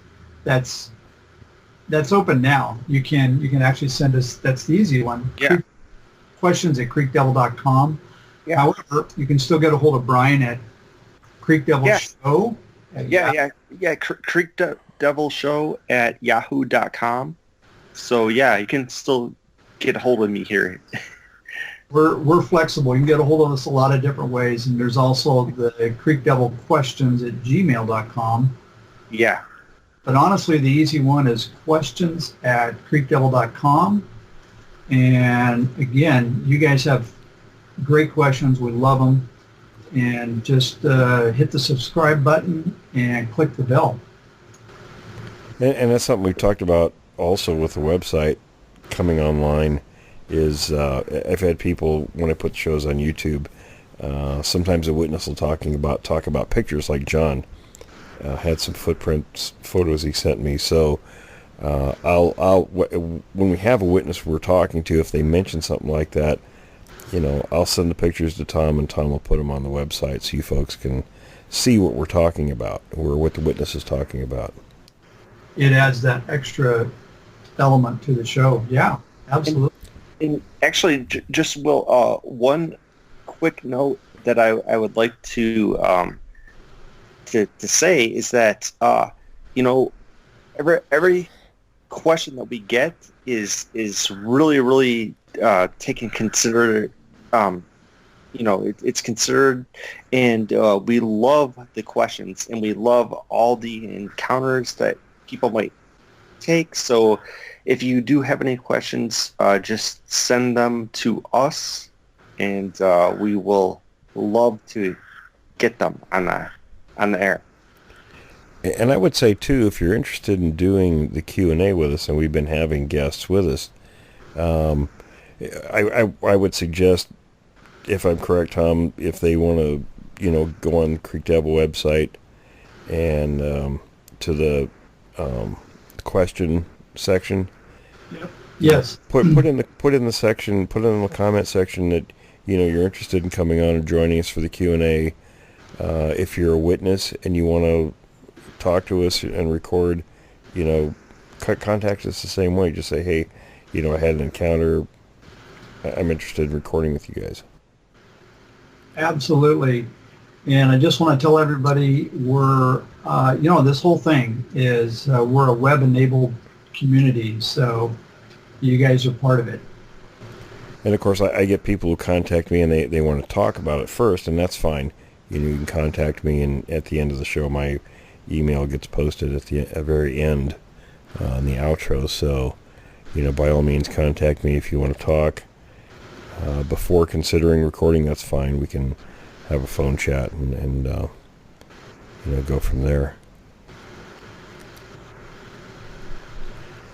All right, fellas. Well, if that's pretty much everything for this week. Now, I'm going to be on vacation at the end of the month, so we're going to be doing a regular show next week, and we're going to be recording a second time next week for that following week when I'm gone, and I'll probably post the show before I leave. I'm leaving, going to Washington to visit family and friends on the 21st, so I won't be back until the beginning of July. So, but we'll have the show. I'll have a second show posted.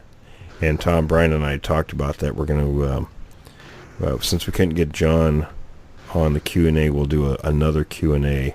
We'll do 2 Q&As next week, so we can have that second show ready to go if you're, whenever you're able to do that. And you guys, we can talk about that in text or email. Oh, absolutely. Looking forward to it always. Yeah. Mm-hmm. And we have a number of witnesses to record, so we'll have that time period covered. So, folks, don't worry, we'll have a show for you for the week that I'm going to be gone. So, stay tuned for that. All right, fellas, great chat as always. Great questions, folks. Send us lots of questions. We always appreciate them. Stay tuned for the third segment. Jim has a cluster of stories that he's done for us this week, so stay tuned for that.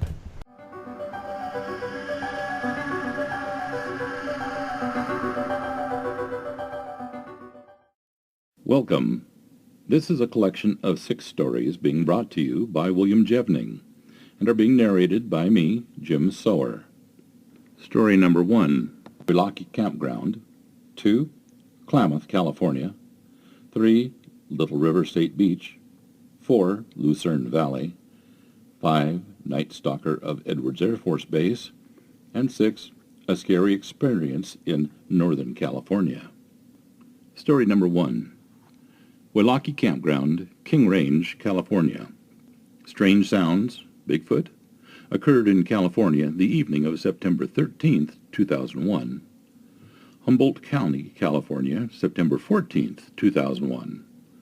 Last night, my girlfriend and I were camping in King Range, northwest coast of California, at the Weelaki Campground with only one other set of campers. We heard a very distinct thumping sound of heavy footsteps in the area about 11 p.m. to 1 a.m. The next day, on the way home, we spoke about it. We both immediately concluded it had to be something capable of heavy footsteps. Having both experienced multiple bear encounters, we could easily rule out a big bear or other similar four-legged beasts. As a result of the experience, we both very quickly shifted from Bigfoot skeptics to interested parties. Having read some information on the web, it seems a possible hearing of Bigfoot is uninteresting given all the sightings. Nevertheless, I felt confident enough that these unexplained sounds may in fact be valid, and therefore felt compelled to share them. The sounds were roughly 1.5 seconds apart and were quite heavy, much more than a human could be. We both got a good listen given that we were in our sleeping bags, ears near to the ground at the time. We both independently thought footsteps must belong to that of a sizable creature. If I had to guess, I would say that the weight would be around 500 pounds and possibly more. The direction was unclear, however. I suspect the distance was within 100 feet and probably were 40 to 50 feet at the closest point. I did exit the tent briefly to relieve myself at a nearby tree during this time. The sounds came to an immediate halt. I could not see anything with my headlamp. I might have contacted the nearby campers regarding the incident, however, they had left earlier that morning. Although I was able to find plenty of information in terms of what Bigfoot looks like, I was unable to find information regarding walking sounds to confirm my suspicions. Any information provided would be welcomed. Also, if you think we could have heard something else, please offer an explanation. I am seeking to explain the incident. This is the end of story number 1. Story number 2. Klamath, California, September 25th through the 29th, 1992. The Triplicate Newspaper by Steve Selke. Darrell Owen's 8-year-old son and his 12-year-old friend were out looking for snakes on September 12th when, at about 11:30 a.m., they heard branches rustling and smelled a strong odor. The smell was like rotted chicken. It was awful. When we looked up, we saw the big hairy man standing there, about 100 feet away. He was covered with thick, dark brown hair and was shaking a branch in his hand. We could see his face real good. My friend and I looked at him for about 5 seconds before we turned and ran all the way back home. As the boys turned to head for home, they saw the creature turn and walk into the brush. After questioning the boys, Darrell Owen went back out to check the area. As I headed out there, the phrase the boys used to describe what they had seen kept echoing over and over in my head. The big, hairy man. Not Bigfoot, not Sasquatch, not even Harry from the movie. Nope, they kept calling it the big, hairy man. Looking back on it now, I guess that should have been my first clue there was something very unusual about their story. Sure, it was wild, but somehow it just didn't have a false ring to it. And as for the kids themselves, well, there was no faking what they were feeling. They were scared to death. When I got to the spot where the boys said they had seen the big hairy man standing, my life was changed forever. As I went out to the creek bed, I figured I'd find bear tracks or nothing at all, in which case I would then know that the boys were lying about what they had claimed to see. Instead, I looked down and saw these huge footprints in the ground. I just froze. I came back on Tuesday to make a casting because when I first saw these tracks, I sort of freaked out. I could clearly hear something crunching through the thick brush, going up the steep hillside. And when I heard that and looked down at the tracks heading in that direction, all I wanted to do then was get the heck out of there. 16.5 inches long, 8.5 inches wide. The cast measures 16.5 inches long, 8.5 inches wide at the toes, and 5 inches at the heel. Owen counted 34 footprints with an average stride of 56 inches. Scott Harriet, Los Angeles, arrived in Klamath, and the men spent 3 days examining the scene. A few strands of brown hair were found. And then there are the screams. The screams began the night after the boys' sighting. These screeches have echoed across the canyon behind our home almost every night since, and there is more than one of them because you can hear a call and then an answer from another hilltop. The screams usually occur between 9 o'clock and 10 p.m. John Green, speaking to reporter Selke from his home in Canada, said, "Keep in mind, Bluff Creek is only about 25 miles due east of Klamath, but it is another world in environmental habitat terms. I don't know, but perhaps the drought has motivated them to travel westward toward the cooler coastline, like other wildlife has done recently." Darrell Owen reported sighting the creature, which looked directly at him from behind some bushes. It had deep-set eyes and large, close-together nostrils, and its face was dark burnt orange in color. The hair was long enough to flow as it turned its head. Scott Harriet returned to Klamath last week, October 12th, and hiked the area with Darrell. Both were armed with camcorders. Scott likens the heavy underbrush to jungles in Vietnam, and says the visibility, even at midday, is poor. Nevertheless, the men found themselves looking at something with red, glowing eyes. The eyes glowed red twice, like the voltage was turned up, and then down. The screams have continued nightly, and after the triplicate reported Steve Selke became involved in the Sasquatch research, a friend of his said he was near Davis Lake in Oregon when he heard the screams for 20 minutes. This ends story number 2. Story number 3, Little River State Beach, Humboldt County, Northern California. 2 summers ago, the wife and I were camped along the Little River State Beach just north of McKinneyville, California. I've been retired for 5 years now. My age is 70. We had been there with family and some friends and had just finished surf fishing along about dusk, I believe it was. 4 of us were sitting around the picnic table, relaxing, talking. Sarah brought to my attention a man strolling at a pretty good clip from the direction of the highway towards the ocean. I nudged my brother-in-law and said, "Hey, Everett, look at that blankety-blank guy, naked as a blankety-blank jaybird." We all turned to look. This guy was huge, covered with hair, or in a costume, don't know which, and really moving out about 30 feet away from us. We all agreed he must have been about 7 feet tall or better. Must have weighed better than 600 pounds, because me and Everett's combined weight is 500 plus, and this guy was much bigger than 2 of us put together. The wife noted that he was a candidate for an ugly contest, looking much like a blankety-blank ape, if you know what I mean. He was hell-bent on getting somewhere fast, and the only place in front of him was the blue Pacific. Sure enough, we watched him charge out into the ocean and disappear into the darkening waters. We took a high-beam flashlight and went to take a look.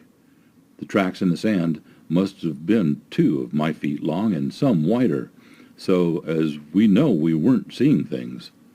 If that don't beat all the blankety-blank experiences I had in my life, I don't know what to do.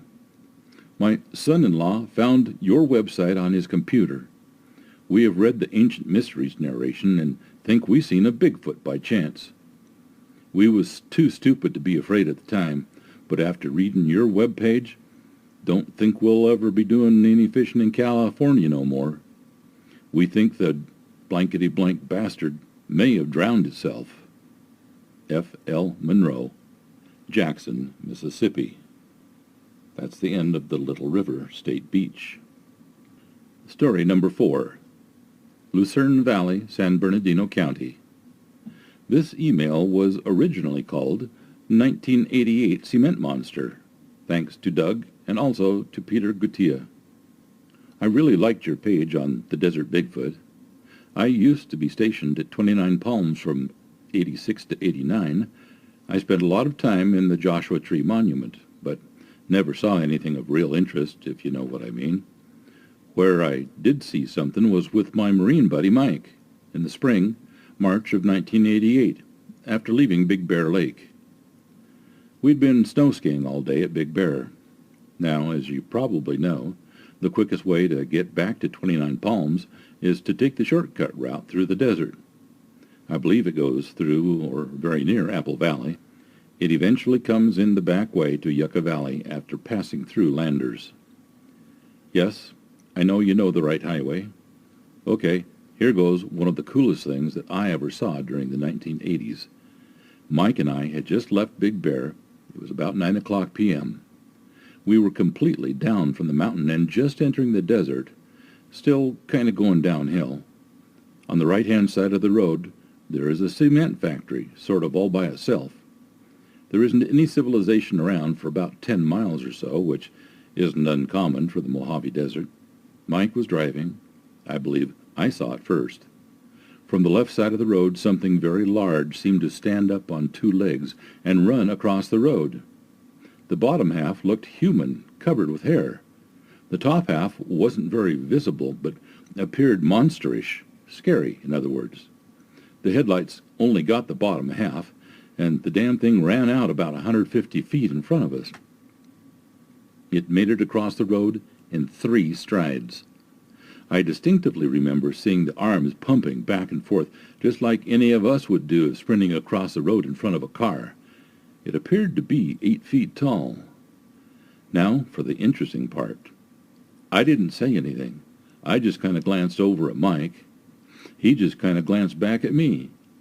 Then we both looked right at each other. "What the hell was that?" I said. "That was the cement monster. After him!" Mike slammed on the brakes and turned around. I started digging through the glove box looking for his wife's pistol. I said, "Go down that dirt road," still looking for the pistol. About 300 feet down the dirt road was an old cement factory, but no sign of the thing that ran out in front of us. So we drove around a little bit, but didn't see it. We just accepted that we had simply seen some sort of a prehistoric man, and that was that. And it was no big deal, and maybe someday we might be privileged enough to see another. That's the end of reading number 4. Story number 5. The Night Stalker of Edwards Air Force Base. From the files of the late Bobby Ann Slate, Bigfoot investigator. It was a routine night at the Edwards Air Force Base, Air Security Police desk, until the frantic call came in from the patrol on duty at the restricted site known as Project Logic. The man's voice was urgent and high-pitched with fear. "Send a patrol, quick! There's this huge form coming toward me. Hurry!" His voice trailed off, and the sounds of gunshots could be heard through the receiver. Then there was nothing but an ominous silence. When the patrol arrived, the guard was found in a dazed, incoherent state after having fired the full magazine in his gun. The Office of Special Investigation, OSI, was called in. According to one military source, the patrol vehicle was found overturned, the patrolman's rifle snapped in two, and huge 5-toed, bare human-like footprints crisscrossed the site. The patrolman had not been injured, but was terrified. While no official report of this incident can be found in the archives of the base's historical department, the rumor circulated throughout the Air Force Police that the man at Project Logic was deeply affected by his encounter that night. They said he was placed in a military hospital and eventually sent to an overseas base. In the spring of 1974, Edwards Air Force Base security policeman Sergeant Michael House was on night patrol on the outskirts of the powerful communication site known as Mars Station, which maintains radio contact with other military installations around the globe. A nearby microwave tower, looming like a lonely sentinel in the darkness, stood surrounded by a wooden fence posted with signs advising that explosive devices, electrically operated or magnetically charged, would detonate within a certain radius. Sergeant House was patrolling in the area of the abandoned sled track, once used for testing G-forces, when he saw it. "I'd gotten a new spotlight and was trying it out," the sergeant said. "Heading back to the main base, I noticed maybe 200 to 300 yards to my left these large blue eyes. I do a lot of night hunting, and it was strange. They were larger than anything I'd ever seen before. Their diameter had to be about 4 inches apart and 7 feet off the ground. I stopped the truck and sat there watching them. It was too dark to see any body shape to the thing, but the blue glows proceeded towards my truck at right angles for about 100 yards and then stopped." The hair bristled on the back of the patrolman's neck as the larger-than-human eyes began circling and again moving closer to his vehicle. A rank smell like something rotten permeated the air. The thing moved closer again, now coming to within 50 yards of the truck, but still its shape could not be discerned through the brush in the desert. Just at that moment, the truck radio advised Sergeant House that he should proceed directly back to the main base, and he quickly left the area. He returned 3 hours later, but there was no trace of the blue eyes. Rain washed out the possibility of locating any tracks the following day. "The movement of the eyes was extremely fast," Sergeant House recalled. "Another thing that bothered me was that they didn't bob up and down. It was like 2 lights on a wire moving from one point to another." He was ribbed a good deal while making out his official report on the incident, which was to set the standard of non-reporting from other patrols that encountered strange things in subsequent months.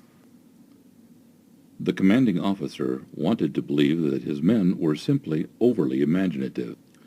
After all, the desert could produce some eerie effects at night, and then, too, reports of fantastic creatures in and around restricted areas didn't look good in the official log.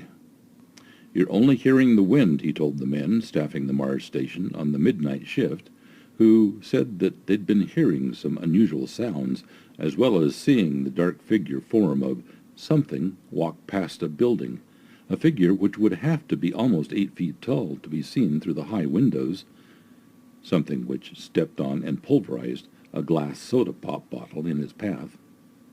In several instances, calls to the air police about creatures moving in the desert did turn out to be wild burros moving silently through the sage at night, and that while their eyes are blue, there is almost no reflection due to limited pigmentation.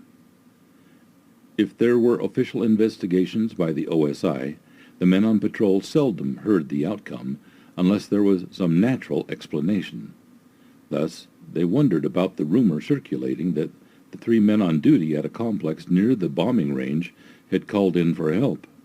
As the story went, when the patrol arrived, they found the security guards unconscious. The door leading into the building was ripped off its hinges, and the sophisticated electronic equipment within had been demolished. Just a tale? It was told to an air policeman by a member of the patrol investigating that call for help. The Rocket Propulsion Lab lies on the eastern edge of Edwards Air Force Base and utilizes a vast area of the facility. It contains installations ranging from gigantic multi-million-pound thrust rocket stands to smaller, highly specialized test equipment which can capture and instantaneously analyze the exhaust gas produced by a rocket engine. It is here that rockets and similar hardware are tested for the study of propulsion equipment under conditions of long-term exposure to the environment. It is also here that weapons systems are developed and tested. Certain areas are off-limits to civilians and signs warn to keep out of the potentially toxic areas. Air Police Sergeant Barton had an open mind about creatures. His relatives in Missouri had seen and shot at the mammoth Bigfoot-like monster known as Momo, and though he trusted their accounts of the incident, he also realized the doubt and ridicule they were subjected to when they talked about it.